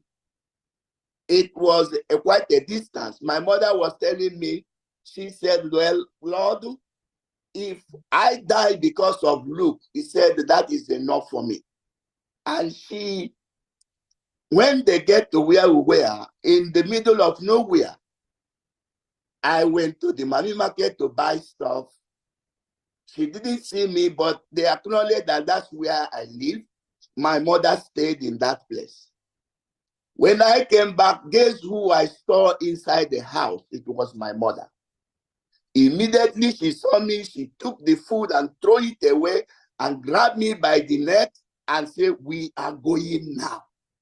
That was how I escaped the trap of the Nigerian army. And we went back home. Now, this might mean nothing to people, but you can understand why my life is dedicated to make sure that Biafra is restored. We knew exactly what the pain, the agony, the loss of hope and hopelessness that Nigeria has brought to us. Children of my time, we did not know what school is. After the war, we began to survive. I look back today where I am and what I have become. I owe it all to my Creator. And having seen what I went through, I don't want my children to go through the same. And I want to thank my Prime Minister. I mean, this morning, in his morning, when in his State of the Union broadcast, it wasn't just dedicated to the fallen heroes, but we are celebrating the living heroes of today. And every one of us in this cabinet, we are all heroes who want to make sure that Biafra come in our time, and is coming. Thank you. Sorry for taking, this is a very passionate aspect of my life that many people have no clue about, but what best time to share if not like today? And this is why we don't want this to repeat anywhere. Thank you, my honorable ministers, for hearing this from me. God bless you. God bless you. Thank you so much. Thank you so much. It's unbelievable. Thank you, so Sir much. Luke. Thank you so much. Honor you. Thank you. We honor all that suffered. Yes. And thank you for your service. Biafra, we must get. Amen. There's no other way. And as Nigeria watches, they know they inflicted pain on us. They know we are angry. And they know we are going to destroy Nigeria for what they did to us. There's no going back. Thank you, sir. Honorable Chukwu Manjoko, you take the mic.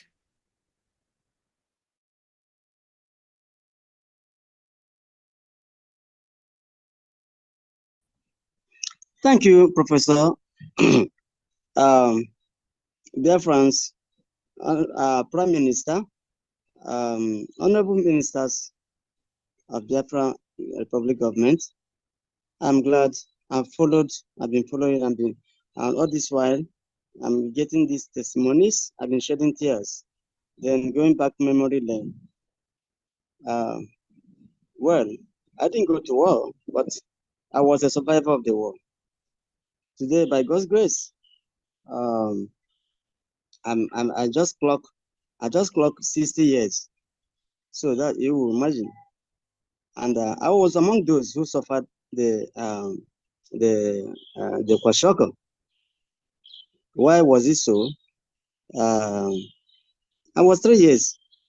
I was 3 years around that 67, 68. You know, one fateful night, I was in the kitchen eating with my elder brother, who is still alive today. He went to war, just like Saluk said. We were all eating together with my mom.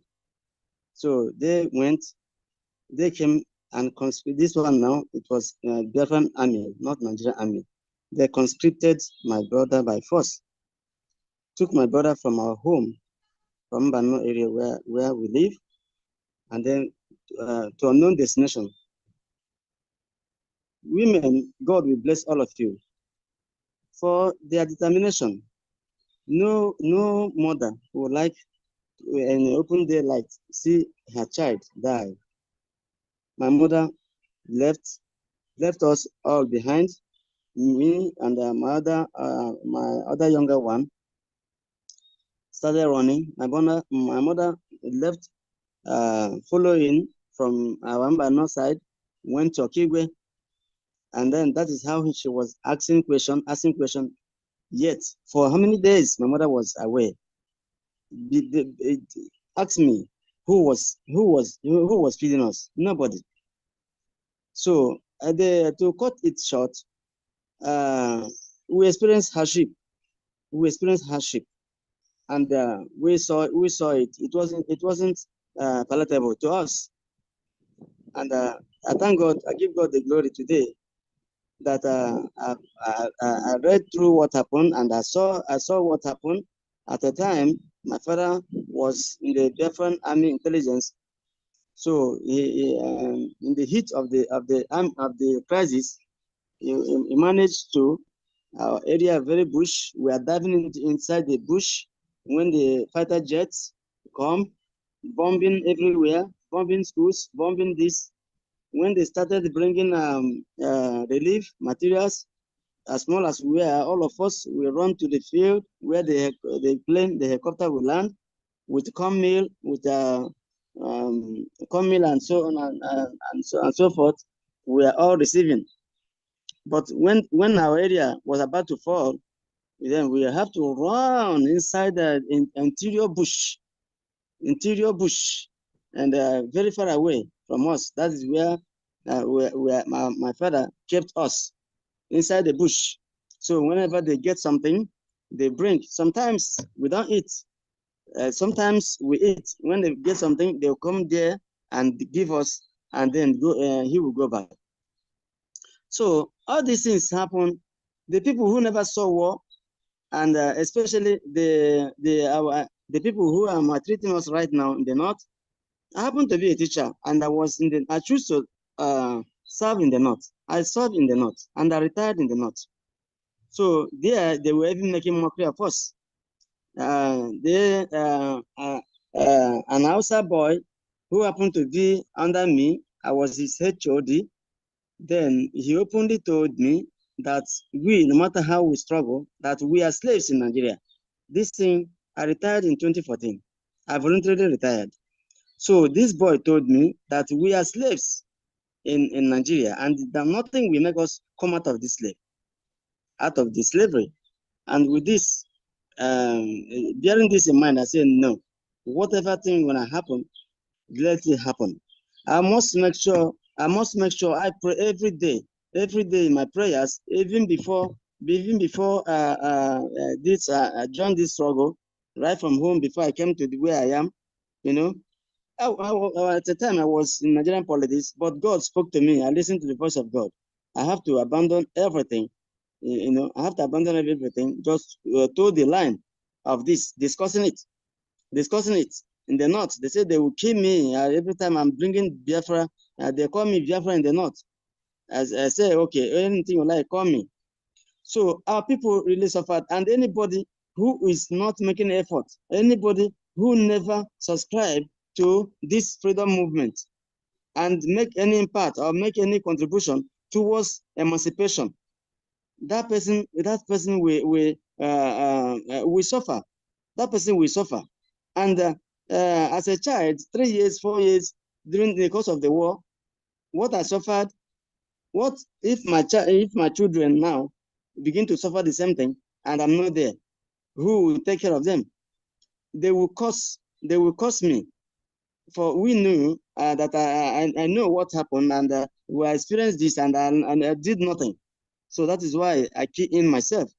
I say, no matter whatever it takes, and no matter how little I could make. So let me be partner to this, and maybe God in His infinite mercy, we hear our cry this time around, and save us, because this would have long-term agenda to annihilate us. They don't want us to live at all, because I know I experience, I interact with them. You know, so anything Biafra, they they don't want to hear it, and anything they can do to make sure that they change our name, even our environment, they will do it. And this is what they plan on ground. So I thank all of you, and we that survive, I give God the glory, and may that which happened to us never happen to our children. And we have to, all hands must be on deck at this time. That's why I just with myself, I'm happy to say, let me just listen, follow this one. I will follow everything that is happening up to the end, you know, right away. But the regrets I'm having, and that's what I always tell my rep in the US. The regret I'm having is that most of us Biafrans that are here where I am, I'm in the Caribbean here. So many of them don't seem to understand. You know, I was discussing with somebody today who called himself president of Nigerian Association. Sir, forget about Nigerian Association. Nothing. You don't know Nigeria more than me. I've visited the whole 36 states of Nigeria. I lived in Kaduna for 3-4 years. You do understand? So I work in the north. You do understand? And Nasarawa, I worked there for more than 20 years. So I don't know what you're telling me. They say, no, what you can do, that we coming together, we can regain ourselves, and we can reposition ourselves politically. I said, my friend, stop that.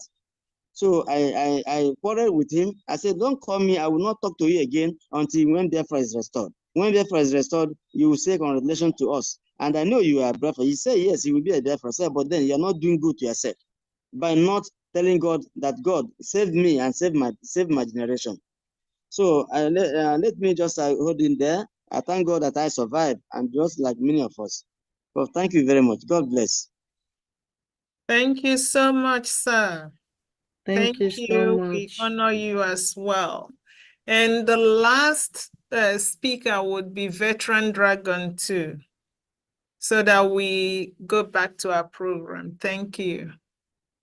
Veteran, take the mic.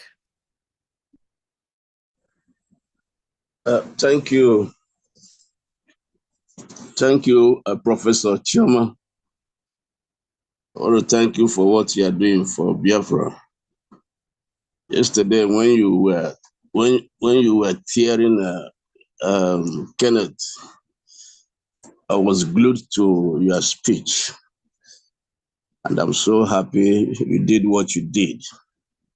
And I know by now you should feel like he was never born, he was never alive to see or to hear you. I want to thank our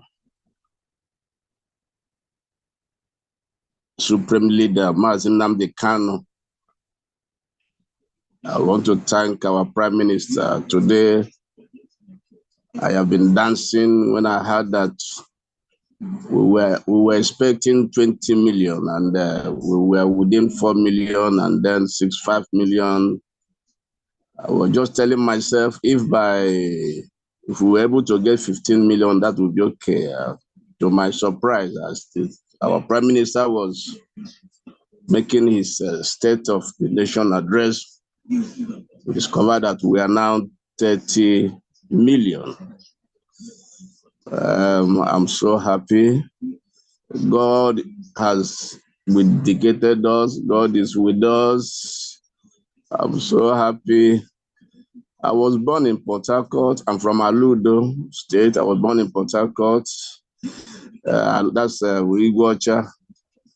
I school at where at that time was Umapara Trinity School, primary school. And today they call it Rumapara. Then we're living at Rumokuta. That's where they call Rumokuta. And then the coup happened. After the coup, then when Hiroshi was killed, our leader Juku began to ask, where is J3? I won't forget when he keep on asking, where is J3? Because when they killed him, they just said he was kidnapped to an unknown destination, and they kept mute for a long time. Then eventually the war broke out, and then I was in secondary school at that time, year 2, that's Form 2 or Class 2, whichever we choose to call it. Then we began to organize, before the bus company was formally integrated into the formal military. We began to organize ourselves as youths, and then parading at night. Then those who went to Second World War, when they saw us, they now joined to help us, to train us as a boys company. Then while that was going on, we lost Bonnie through shell coming in disguise, as if they were carrying, coming as for business. We didn't know they were carrying Nigerian troops. We lost Bonnie, and gradually, one fateful day, the shelling sound began to sound so close to us in Port Harcourt, in Iguacha. And someone who was on a bicycle from my one, Port Harcourt is divided, my 1, my 2, my 3. From my 1 came over and said, just said to my father, what are you still doing here? That Port Harcourt is about to fall. Then immediately, we just took what we can take, and then locked the door. Then my father said we were 2, myself and my other brother. He said we should go to Grinta, and when we get there, we should wait for them. We went on a bicycle. So I was riding. When I'm tired, my other brother will ride, carry me, and then I will carry him until we go to Grinta. Then, and the shelling was now sounding closer and closer and closer and closer. Then eventually, when we got there, the very man that came to us and said Port Harcourt was about to fall now met us where we were still waiting for our parents to come around. He said, why wait for them? Come join me, let's go. Then we joined him, and we kept with the bicycle. We kept on going. Then my parents, when they now came to where they asked us to wait, they didn't find us. And there was no news as to where we were. So my parents suffered a lot, looking for us, running for their life, at the same time, looking for where we were. We couldn't meet each other. We parted ways. Then eventually we were able to get to where they call Ogbe, I think Ogbe, yes. Then we got a train to Aba. Then at Aba, I was at Umogele, a place called Umogele. Then after that, some time, then I went back to Aludo. I went back to my very village.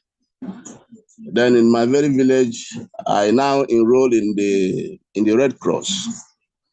That was where I served throughout the war, in the Red Cross. There was a barrack in Kano. There was another barrack in Anya. Those who are from Aludo, you will know these places.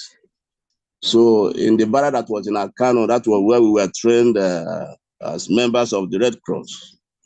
I was never in the medical field, but there was a crash training. So after that, we were now posted out to the hospitals and to the war front. Then the first hospital I saw was Telu. That's where I began to see casualties as they were coming in. I cannot be able to narrate some of the casualties, what we saw when we were in the hospital, treating them, dressing them, the kind of wounds, deadly wounds that were. It was so horrible. And at this time, they will be coming with this plane that the Russians, Egyptians were flying, bombing markets, bombing anywhere they could bomb. Then finally, I was taken to another place that's in the war front, where we were now taking care of the soldiers, because when they carry them out from the war front, that's the first place they bring them to. Before we now move them to a normal hospital. At that place, I won't want to mention the place. That's this place because the kind of thing I saw there, you see, a whole town was deserted, completely deserted. Bushes have taken over a whole place. Buildings, you wouldn't know them until as you are going into the bush, you will not discover that there are buildings here. You will see skulls, human skulls, skeletons, all over the place. So that was where I now served till the war ended. But one thing that was remarkable was Biafra was divided into two at a point toward the latter end of the war. We had Biafra 1, we had Biafra 2. Those of us in Aludo were in Biafra 2. So what happened is that the Vandals have come to Umahia. So, you know, from Aludo to the other side, you have to pass through Umahia in most cases. So it became 1 and 2. And the Biafra 2 was majorly feeding Biafra 1. Now it came to a point where the soldiers in Biafra 2 now decided to go back and rejoin with those in Biafra 1, and they called it breaking of corridor. That was where we had the highest casualty. So breaking of corridor, it was planned to break the barrier and then move back to Umahia. Now that night, the soldiers came to my father's house because my father was close to the barracks and we were all living together. And they said to my father that we want to leave, so it's your option. Either you join us or you stay, make your choice. My father said, okay, let's stay at home because this is home. So there's no place going again. So they moved. It was later we heard that it was terrible at the breaking of the border. A lot of people died. Souls were lost. So what we suffered during the war is not something that any Biafran should stay aloof, should just keep on watching, stay on the sideline. And it is not something that anybody that is a Biafran should just fold his hands and watch what is going on. We thank God what has happened today. We have been vindicated. Biafrans are very hungry. We are looking forward. Everybody is tired of this so-called Nigeria where that devours its citizens and destroys life and property. So what happened today? I am drinking. I am happy. I'm rejoicing. We have 30 million. So even before December 2, I don't know, we'll be up to 70, 80 million. But I'm happy. I rejoice with you, my Prime Minister. I rejoice with you, all the cabinet members, everyone, Sonia Agbarawa, Finance Minister, every one of you. We are toasting now. I'm toasting with you. Please, let's rejoice. Biafrans have shown that we are tired and we are hungry to regain our liberty, our freedom, our God-given freedom. So we are home already. Nigeria is dead and it's finished. There's not they've lost it and lost it and lost it completely. So I thank every one of you for what you are doing. Those of us who are now 70-something, we are happy. We are more grateful to God that we have kept us alive to see this day, and we believe that in our own time we are going to enter into Biafra. We're going to see Biafra. Thank you, every one of you, for what you've been doing, for what you have done, for what you continue to do. And I know sooner we will all be in Biafra, dancing on the streets of Biafra and rejoicing. Thank you, every one of you, for what you are doing. Thank you so much. God bless you. God bless you. Thank you so Thank much, you so much. veteran. Thank you. God bless you, and we honor you. Thank you.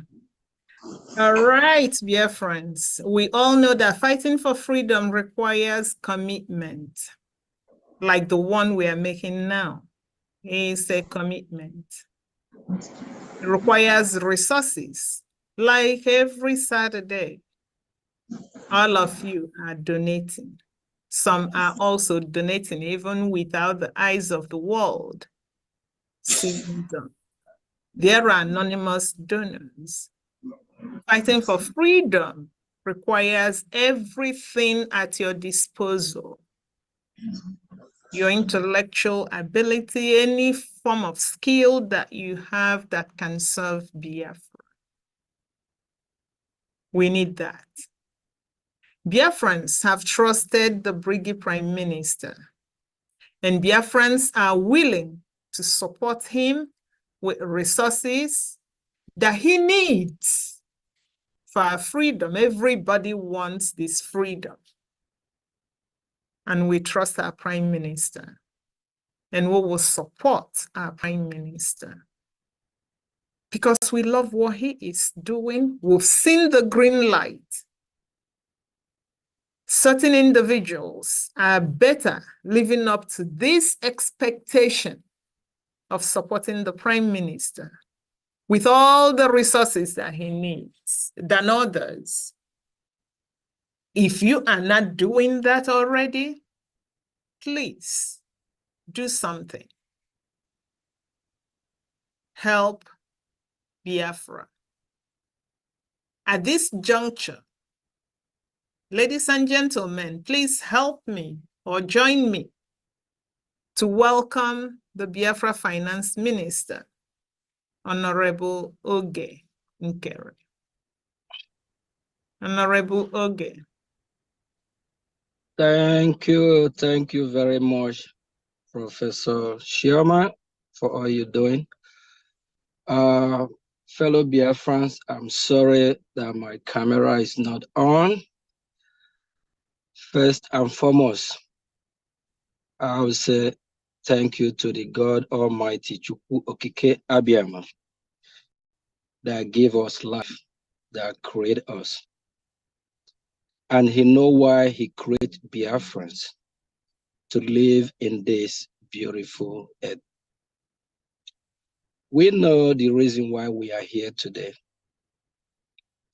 That is to remember our heroes, to remember those that have sacrificed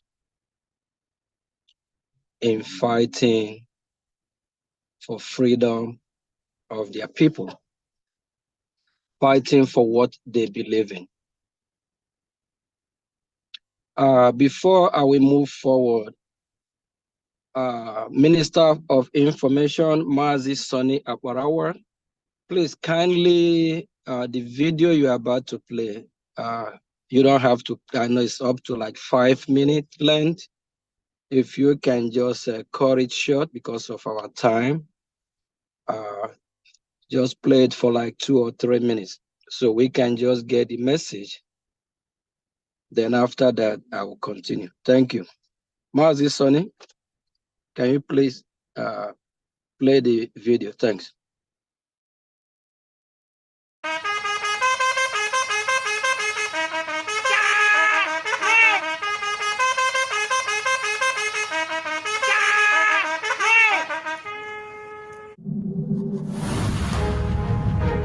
fight against Nigeria is with everything in us. Everything. And that's why we are defeating them. And those of you who do not want to be part of Biafra, pack your bag and leave Biafra land. I'm telling you, it is not going to be very conducive for you. Those of you who have been sabotaging Biafra, from the time immemorial, it will not be very, very conducive. Pack your bag and go. I am telling you the fact. The people of Biafra has risen up and nothing will stop them.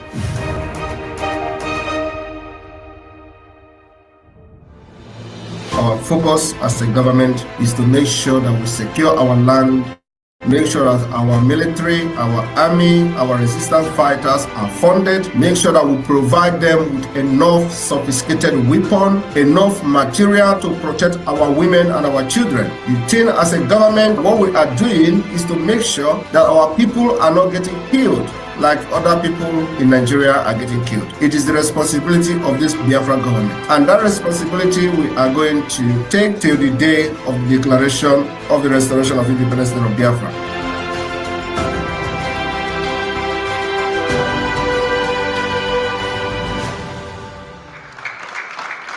Let me tell you, we have just started. We will burn Nigeria down.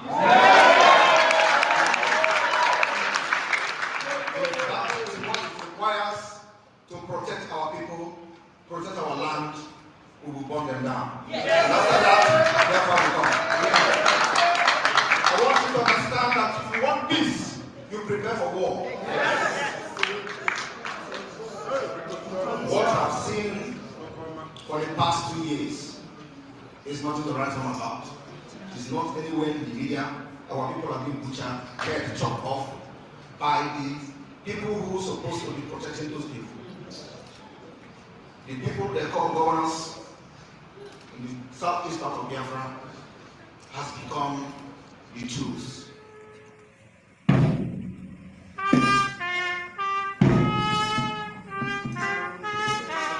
This is the Biafra national anthem.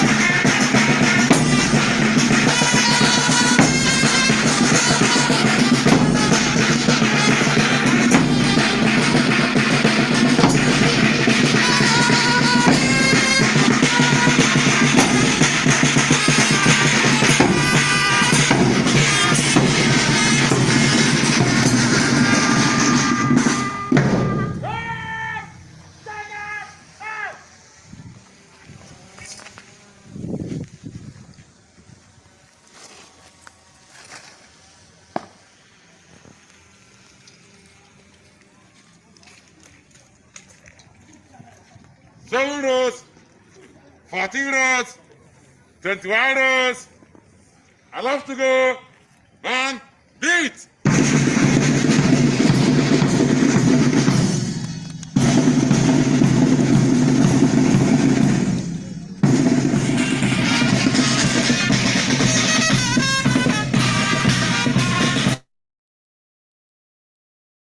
Okay, thank you, Biafrans.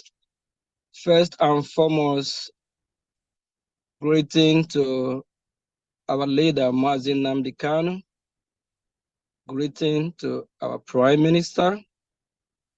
Greeting to the cabinet member of Biafra Republic government in Ezra, the rep, the coordinators, and all Biafrans. Fellow Biafrans, the reason why we are here today is to remember those that fought the good fight. Ask yourself question, are you going to be remembered in future? Ask yourself question, if not, what are you doing? For all the ministers and the speakers that have spoken today, they really highlight and touch light in all we need to know about the Biafran War. And the veteran enlighten us the reason why we need to be prepared. One of our veterans said that Nigeria took us unaware. This time, fellow Biafrans, are we going to allow the zoo government, the zoo country called Nigerian terrorists to take us unaware? The answer is no. For that reason, what are we going to do?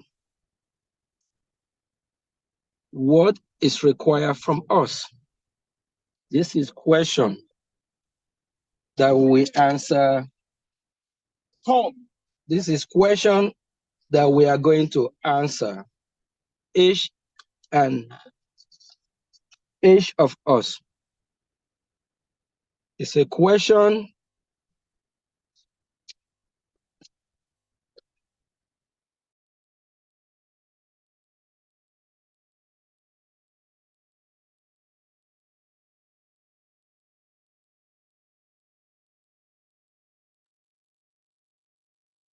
Minister, we lost you.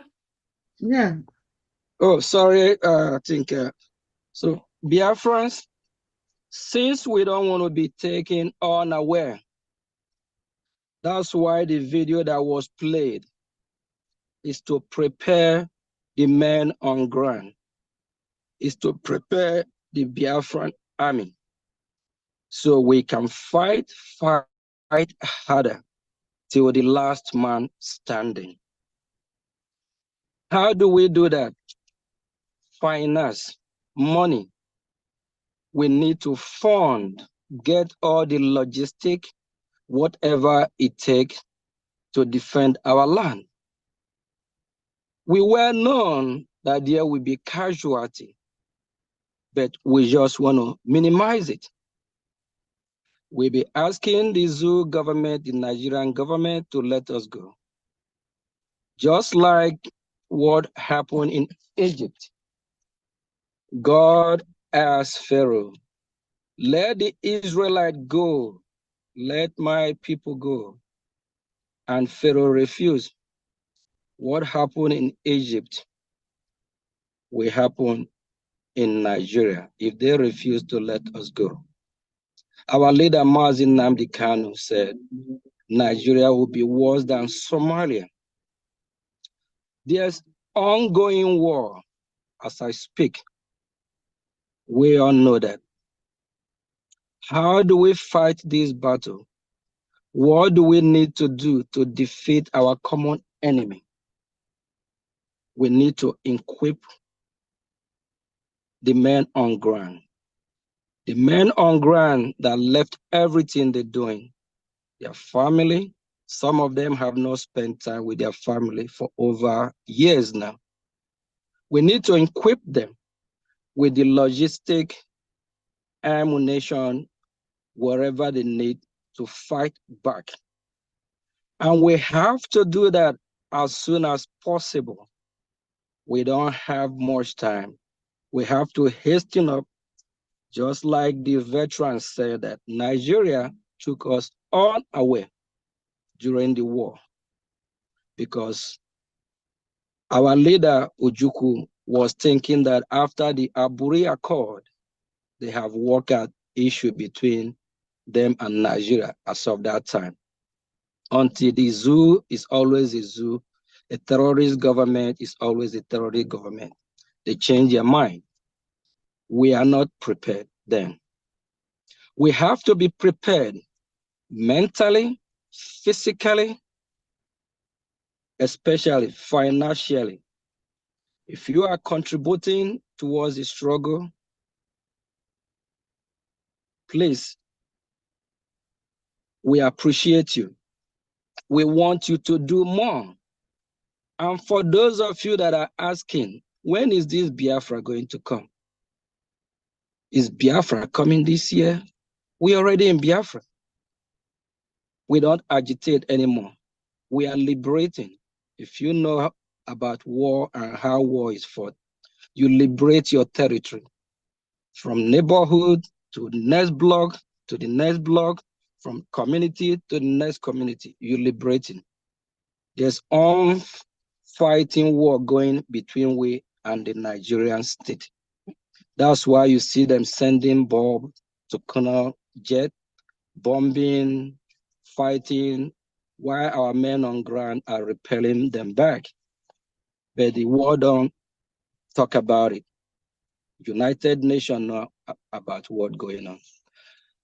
As for United Nations, Nigeria is part of United Nations. You all know what's going on in Biafra land. If United Nations believe that they are not a demonic organization or occultic organization, why will they allow Nigeria to be part of the United Nations? A country that killed his own, that over 3 to 5 million, a country that murdered his own people, a country that terrorized his own people. They don't supposed to be in United Nations. If United Nations can recognize a terrorist organization, they vote to recognize them. What about we Biafrans? We are not terrorists. UN, wake up, do the right thing. If you are believe in justice, equity, and freedom, if you all believe that we live in a democratic world in this 21st century, do the right thing by supporting Biafra. Biafran people are good people. Even here in United States of America, in White House, there's Biafrans serving under the current president, Joe Biden administration. If Biafrans are terrorists, I don't think the government of America will allow them serve in that capacity. That means Biafrans are not terrorists. Biafrans are good people. Please, we want to let the world know they need to support Biafra. They need to recognize Biafra. They need to do whatever they can to make Biafra a reality, because Biafra is God's creation. Biafran people, if you have not supported this movement, ask yourself, why? And if you keep asking when will Biafra be restored, and you are not supporting, you deceiving yourself. Please, because of the time, I'm just going to round it up. The video we just watched is about our liberation army doing the needful. We need money. If you believe in Biafra, you believe in our leader, Mazi Nnamdi Kanu, and our prime minister, and you are not supporting, because without finance, they're not going to be able to execute the order to the men on ground. They're not going to be able to get the equipment to get to the men on ground. If you are not yet supporting, you are the most foolish, idiotic human being on earth. And when you keep asking, when is Biafra going to come? And you have the money to support, devil is better than you. You are a hypocrite by doing that. Because you know that if with your money, with your contribution, Biafra will be restored faster instead of delay. Thank you, Professor Shioma. Thank your team. Thank you all, Biafrans. In 2 days' time, we have our fundraising coming up. Kindly support financially. Without finance, we'll be behind. With finance, we'll go faster. We need money to be able to execute everything that we do. Thank you. God bless you from here. Bye-bye. Ndewo. Thank you very much, sir. Thank you so much, Minister of Finance. Thank God you. bless you. Ladies and gentlemen, we are coming to the end of our program. On this note, I'm going to hand the mic over to the Minister of Information, Honorable Sonny, to give us a closing remark.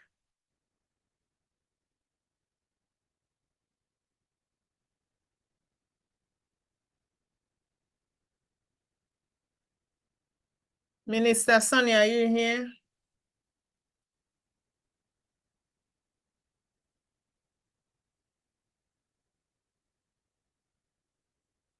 Minister Sonny, can you hear me? All right. Minister Sonny is not around. Minister. Yeah. Oh, Yeah, okay. I'm Yeah, he here. comes. I'm here. Yeah, I was trying to get everything back and okay. So I'm here now. I'm here now. Thank you, sir. Your closing remark. Thank you, the minister from where everything is happening. That is how I would prefer to call you, the minister from where everything is happening. And the wonderful cabinet that you have. You have a wonderful cabinet here alongside with you. And you also have Mazi Uche. And you also have Mazi Goswill, you have Ijoma, you have Mazi Praise, and many others that everyone may not know. The key point here is that you all have done something that we did not do and we did not have when this genocide happened. Because when you listened to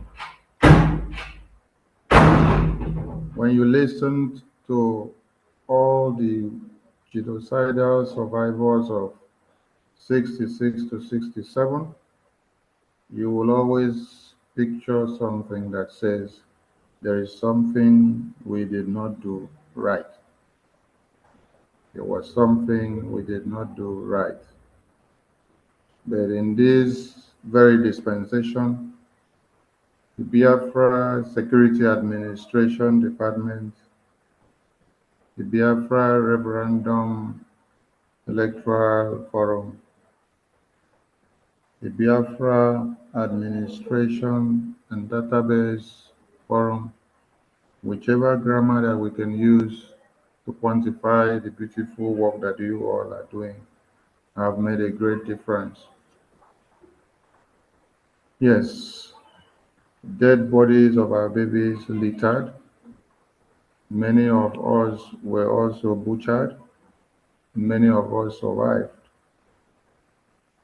As we continue to remember our heroes who fell, we do well to count on those that are standing tall and those that have come to connect the dots. And the strides that will be spoken of us today as the heroes of yesterday in the nearest future. As we speak now, we call the names of our general and eternal leader, Ojukwu, and we call Philip Effiong. We call the likes of Obosi and Kaduna and Zoku. And then we also call our Honorable Minister here, Immanuel, our veteran Dragon, our Papa Luke here, and many others that we've not mentioned their names. Same way, your names will be read out from the archives of Biafra tomorrow, that in 2023, there was a government in exile led by a prime minister who came up to make a difference that was not made since 1966 to 70 genocide. It is not all about what we say, but it will be worth quantified when we do the doing. Because Biafrans have done something wonderful within days. We started the Biafran referendum early voting in February 1st. And then today, in 30th of May, 2024, over 30 million votes have counted. So if they said we are, according to their fraudulent statistics of One Nigeria, that we are over 70 million or 70 million thereabouts, and then a cross-section of the Ibibio and the Efik and the Urobo and the Shekiri and the Igala and the TV have not participated immensely, as in 90% of their participation, then yet you have gotten 30 million votes. What will be our total vote at the end of the day? Do you now understand the fraud that has existed? The same way they brought out a map, they situated us in the southern part of the map. And then we now saw where they said the east is pointing, where you now see Gombe, Nasarawa coming down.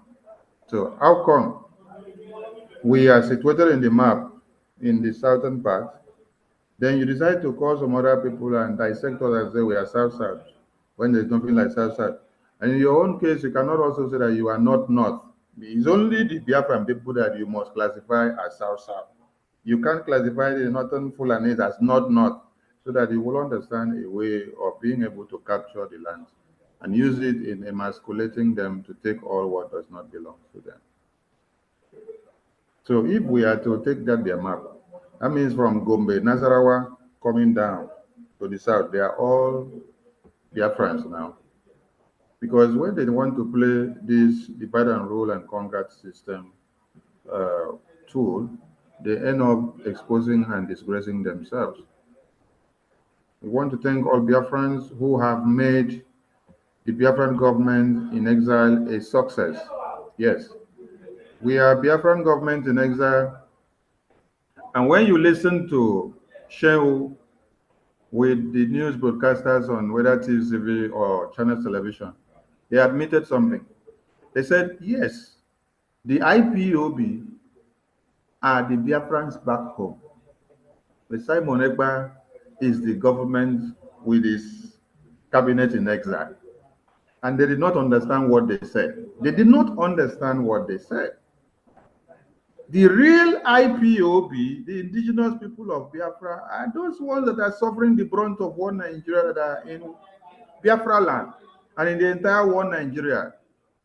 Then the government is working from here. They don't know how they validated what they said. So Biafran people back home, you have made the Biafran government in exile to be a success in all the strides by making sure we see over 30 million votes in the first phase of the early voting. What happens in the second phase will be miraculous. Let the vote continue to count. And as we continue to count, you will see how fumes will be coming from one Nigeria.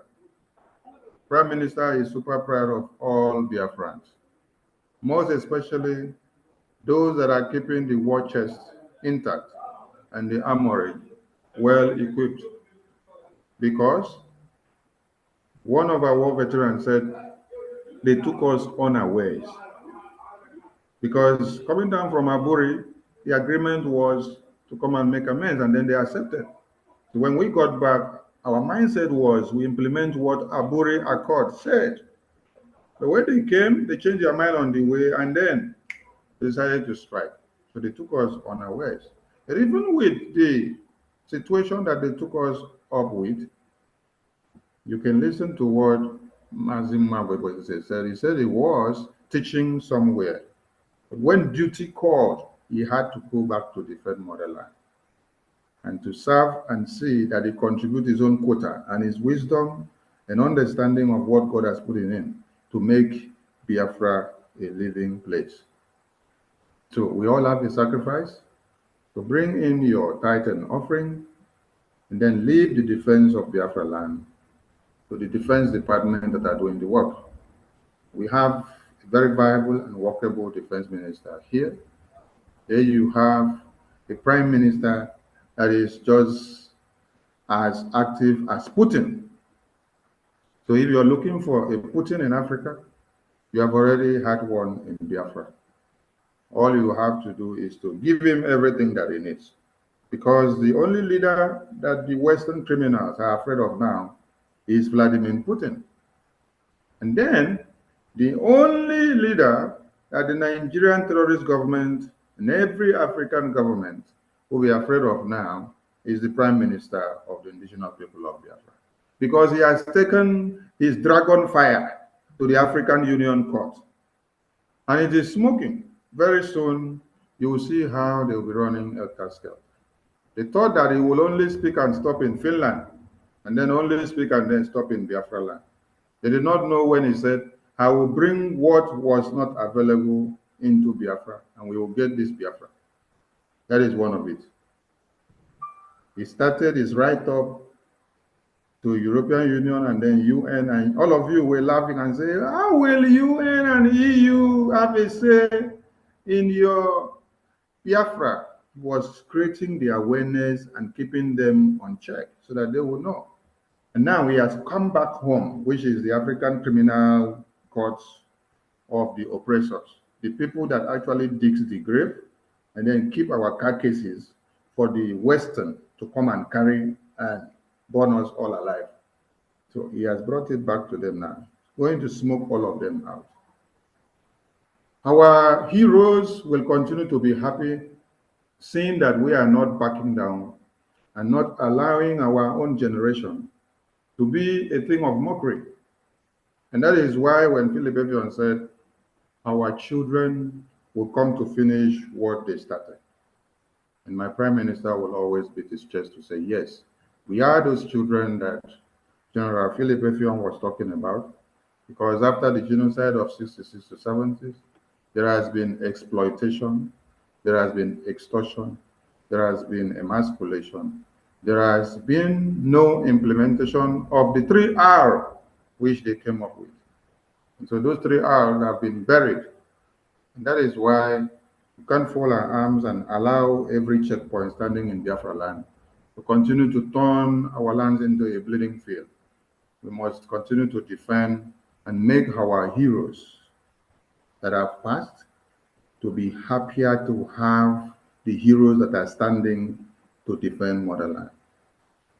You are the ones that will make our heroes that are standing to defend motherland to make it happen.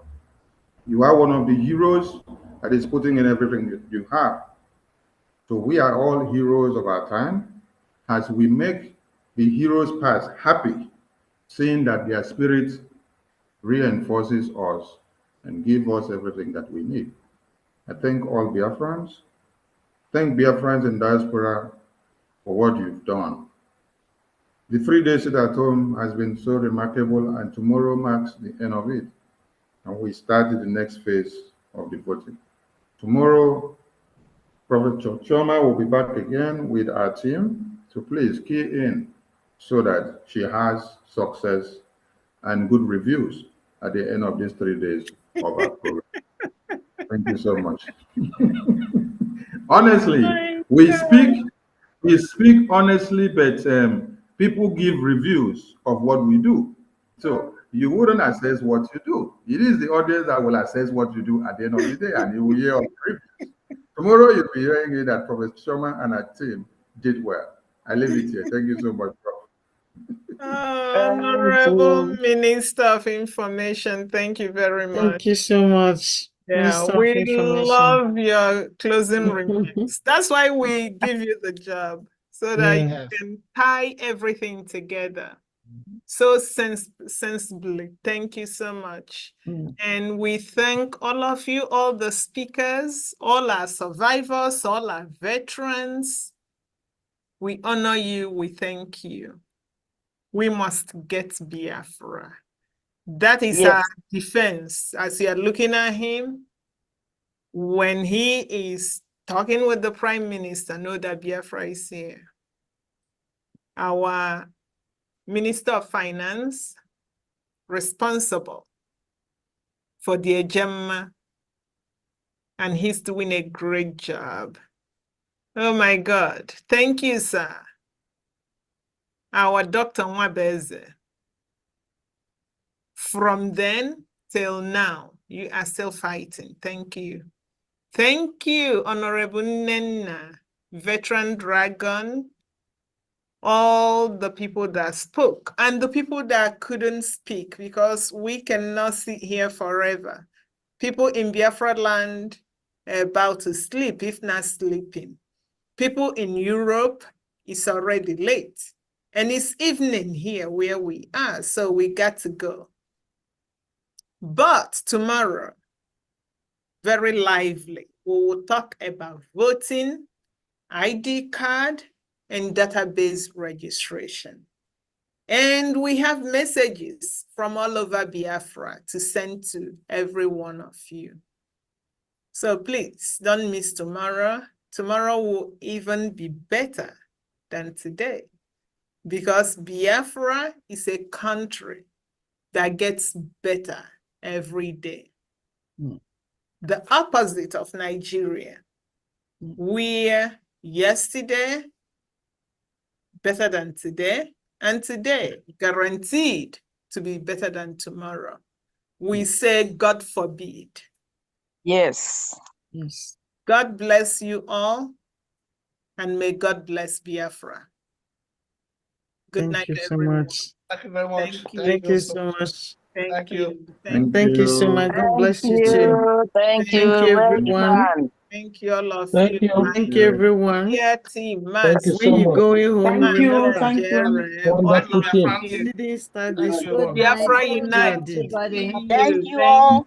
Thank Great, you. 555 great work. Vision. We see you. Thank Thank you you. all. Thank you so Ndewo. much. Thank you all. Without you guys, we won't be able to do See you this. guys Thank tomorrow. you. Thank you so Yeah. much. Dr. Art, Good thank night. Good you. night, all. My Thank you sister, all. Good I night. I Thank actually you. wanted to say something, but okay. oh, Thank you all. please.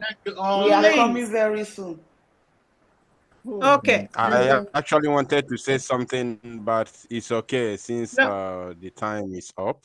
Maybe I please can address do. that tomorrow. Please do. I am sorry. I didn't know All that right. you said something. Please go ahead. You are our media. We can never. If we say no to our media, how are we going to come out here? Tomorrow, he may say, you're not coming. So go ahead, please, my brother. Go ahead. Okay, fine. It's unfortunately I have gone offline already, but since we are still, some of us are still online, so let me just quickly say what I want to say. Our leader Mazi Nnamdi Kanu, the Prime Minister of the Biafra Republic Government in Exile, Mazi Simon Ekpa, the cabinet members of the Biafra Republic Government in Exile, BRGIE, and of course the spectators who are sitting in their various, locations to see what is going on today. All protocols observed. I welcome every one of you once again, and as I make this just brief speech, I also want to say thank you all and good night. So I just want to say something. As we all have seen what is going on, it is a call for duty. Our leader Mazinam Dekano told us that to finance the liberation of Biafra, I don't want to continue using the word ESN. He said to finance the liberation of Biafra is a badge of honor. It's a badge of honor. Because what we are doing today is not for the benefit of us in the government in exile or just for the media personalities. It is for the benefit of all Biafrans and, of course, the generations to come. If we are free today, this current generation who are fighting for this freedom will not live forever. It is what we are going to achieve today that the generations who are coming will benefit from and use it to, to live and also produce another generation, and it continues like that till eternity. But if we fail today, which God forbid we can never fail, then we are not going to be the one to suffer it alone, but our next generations unborn will as well suffer for it. And we cannot afford not only to not allow our next generation to suffer, but to allow our next generation to come and pick up again and start agitating and fighting again for this same Biafra cause. Our fathers did it, they couldn't succeed because of the minimal or no resources for them to accomplish the goal. And also the lack of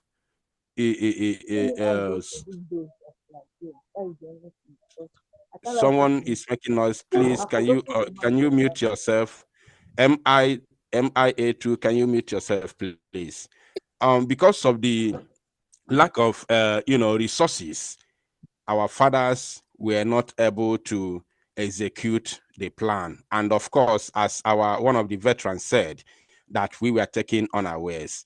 So right now our eyes are open, our eyes are on the ball. So we cannot afford to blink the eyes that we have set on the ball. We must make sure that the eyes are open and keep marching relentlessly until we hit the promised land. So I don't want to talk too much. I don't want to take much of our time. I also want to address one thing that the first veteran who spoke, Veteran Immanuel Bez, said. He said something that our Igbo soldiers maltreated our people in the coastal region. So I want to say something about that, so that the narrative does not, grow out there, because he saw the war, he fought during the war. I did not see the war, but my father and my mother told me every single story about the war, because they saw the war, they saw everything that happened, everything happened in their face.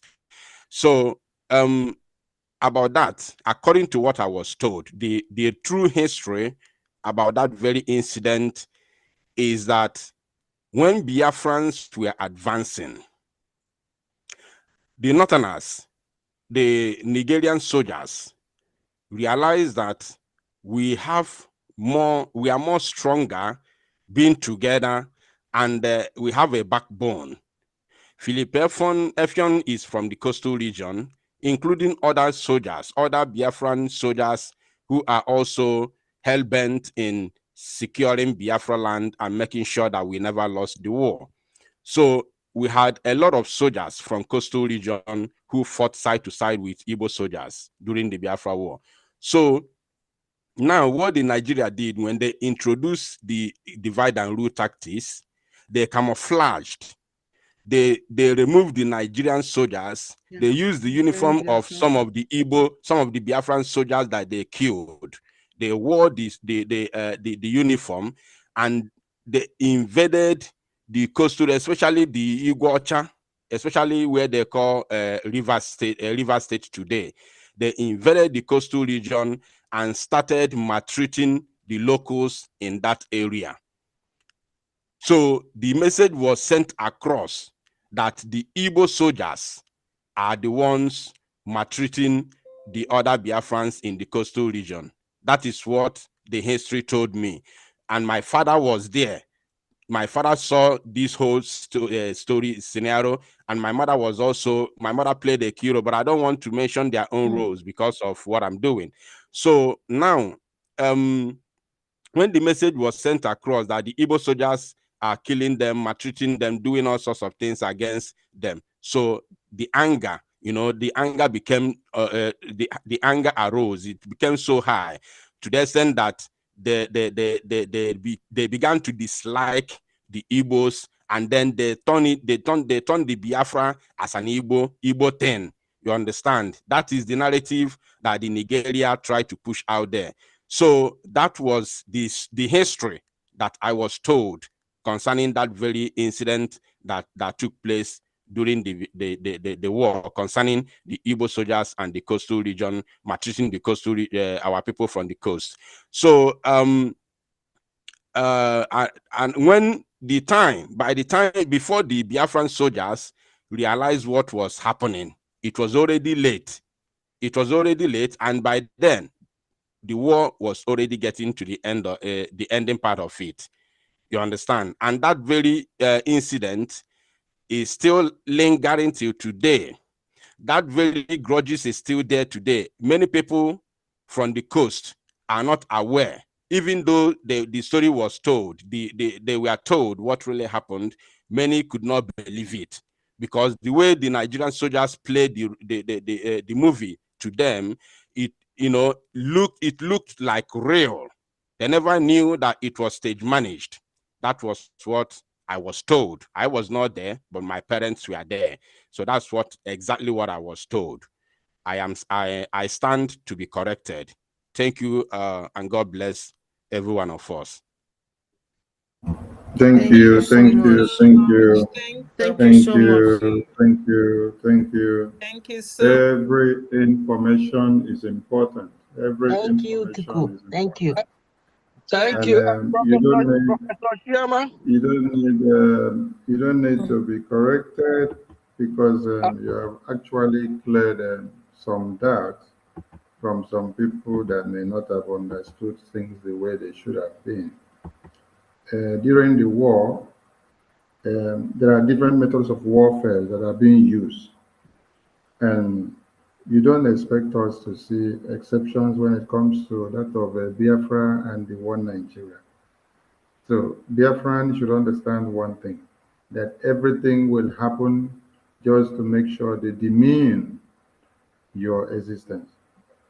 Now, from what Biafra Unite just narrated, and from what our Honorable Mua Bez explained, it is a repetition of what is happening today. They have to use you as my brother and use me as your brother and sister to be able to destroy you. So it is a propaganda and a blackmail leaflet that still goes the way. Let us also remember that inside the war, Britain initiated a propaganda and blackmail leaflet that was to be dropped with a chopper inside the entirety of Biafra land. And in that leaflet, what was written? It was written that Ojukwu and the Biafran army and the Igbos are your problems, that you should embrace one Nigeria. Did you listen to one of our veterans said there was a time they thought the war was over, and then they came out and they started singing One Nigeria in solidarity with the army, thinking that the war was over so that they could come to their solace. Because of the propaganda leaflet that was dropped everywhere, everyone would presume and assume that, oh, this is what it has actually been, because we were not privileged to many things. And today, you see that IPOB Nigeria is being used against us. And the Nigerian government enablers, those are the ministers and the governors and the commissioners and everything that you could ever hear of. So our brothers need to be used as a tool and a weapon of warfare inside war to be able to create a scene and to create dissociation amongst us. But when you come back to listen to Biafra Republic, peace, unity, progress, and equity, then you listen to what the Prime Minister came up with. When he initiated his government, he had gone through the IRA declaration, the declaration that was used by our own General Ojukwu and his men. He understood everything that happened.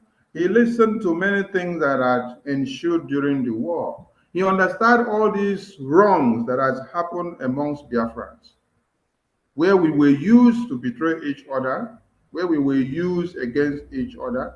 And then, what did you see him do? The first thing that the Prime Minister did was a reunification. A reunification that makes Ibibio man, Igbo man, Igala, Shekiri, Urobo, Kalabari, and Tifi, and Igede man, and every man in Biafra land to understand that your fellow brother is not your problem.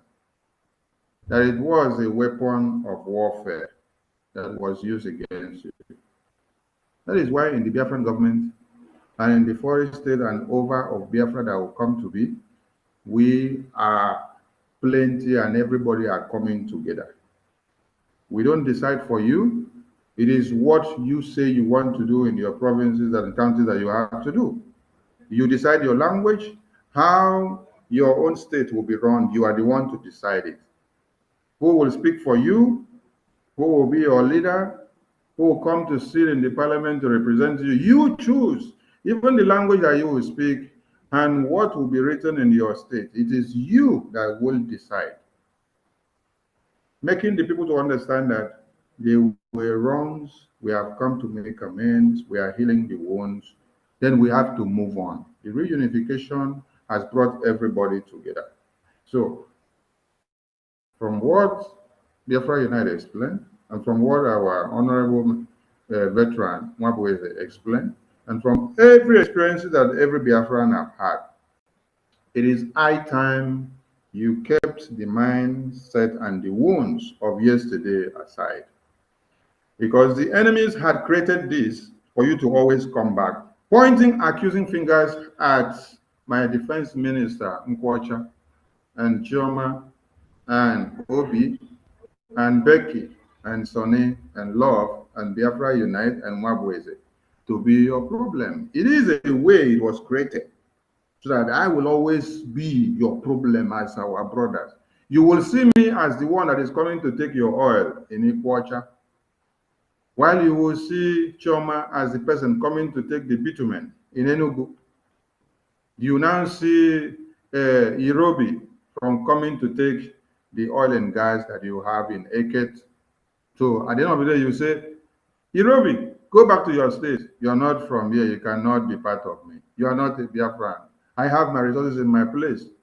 Then instead of you to even allow Irobi to come for people to talk as brothers and sisters, you will prefer that a Fulani man will be the one in charge, and then you will be doing security guard for the Fulani man to collect a penny. So we understand the wounds. The Prime Minister took time to see a way of healing these wounds. That is why the reunification, the creation of a de facto, and the government in exile, encompassing everybody from the entirety of Biafra land. So that you can come and sit down and tell us what happened to you. What did your people talk about as a problem? What did they say happened before? Yes, it is where we dialogue. Most of you have not seen how the cabinet meetings of the Biafran government in exile happened. Maybe you have seen some which we televised when we had to endorse some articles or some orders or some act that came up, you saw that it is an open-minded forum where every ministers and representative have the ability to open up and then speak what the people perceive. You present it and you have a visionary and the most listening and ever hearing minister, a prime minister that is ready to listen to all of you, assimilate what you say, then have everything and tell you what and how, and then give his opinion. And he will not enforce anything on you. He will allow everybody to cast a vote in the cabinet. So what else do you need from a prime minister and a government that is coming to be done that? So Biafrans, we appreciate every contributions. It's good we say things and explain things the way we didn't know and the way we had it, so that clarifications will come. We will need to heal our wounds and then move on. So we appreciate this very government. We appreciate everything that may have happened, even if your father was fighting in the side of one Nigeria. Don't hold it against your father, because it is what happens in war. When a father has to give the wife, okay, let me go back to the Bible. What did Abraham do to the wife when he told the wife, you can tell the man that you are not my married wife?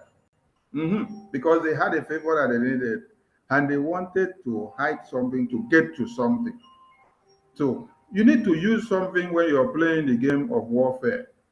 And one Nigeria is one place that they can use everything. The West is using the terrorists. Let me explain this one very well. The West is using the terrorists that they have in the entire world to play their own game of supremacy. America, UK, Europe, and every other criminals, they are using the terrorists, all these Islamic jihadist terrorists, they are using them to play their game of supremacy. At the end of the day, you hear Gaddafi was killed. Nkrumah was killed. You now hear, the other person in Congo was killed, Patricia Lumumba. What led to their killing? What happened? Why did they kill them?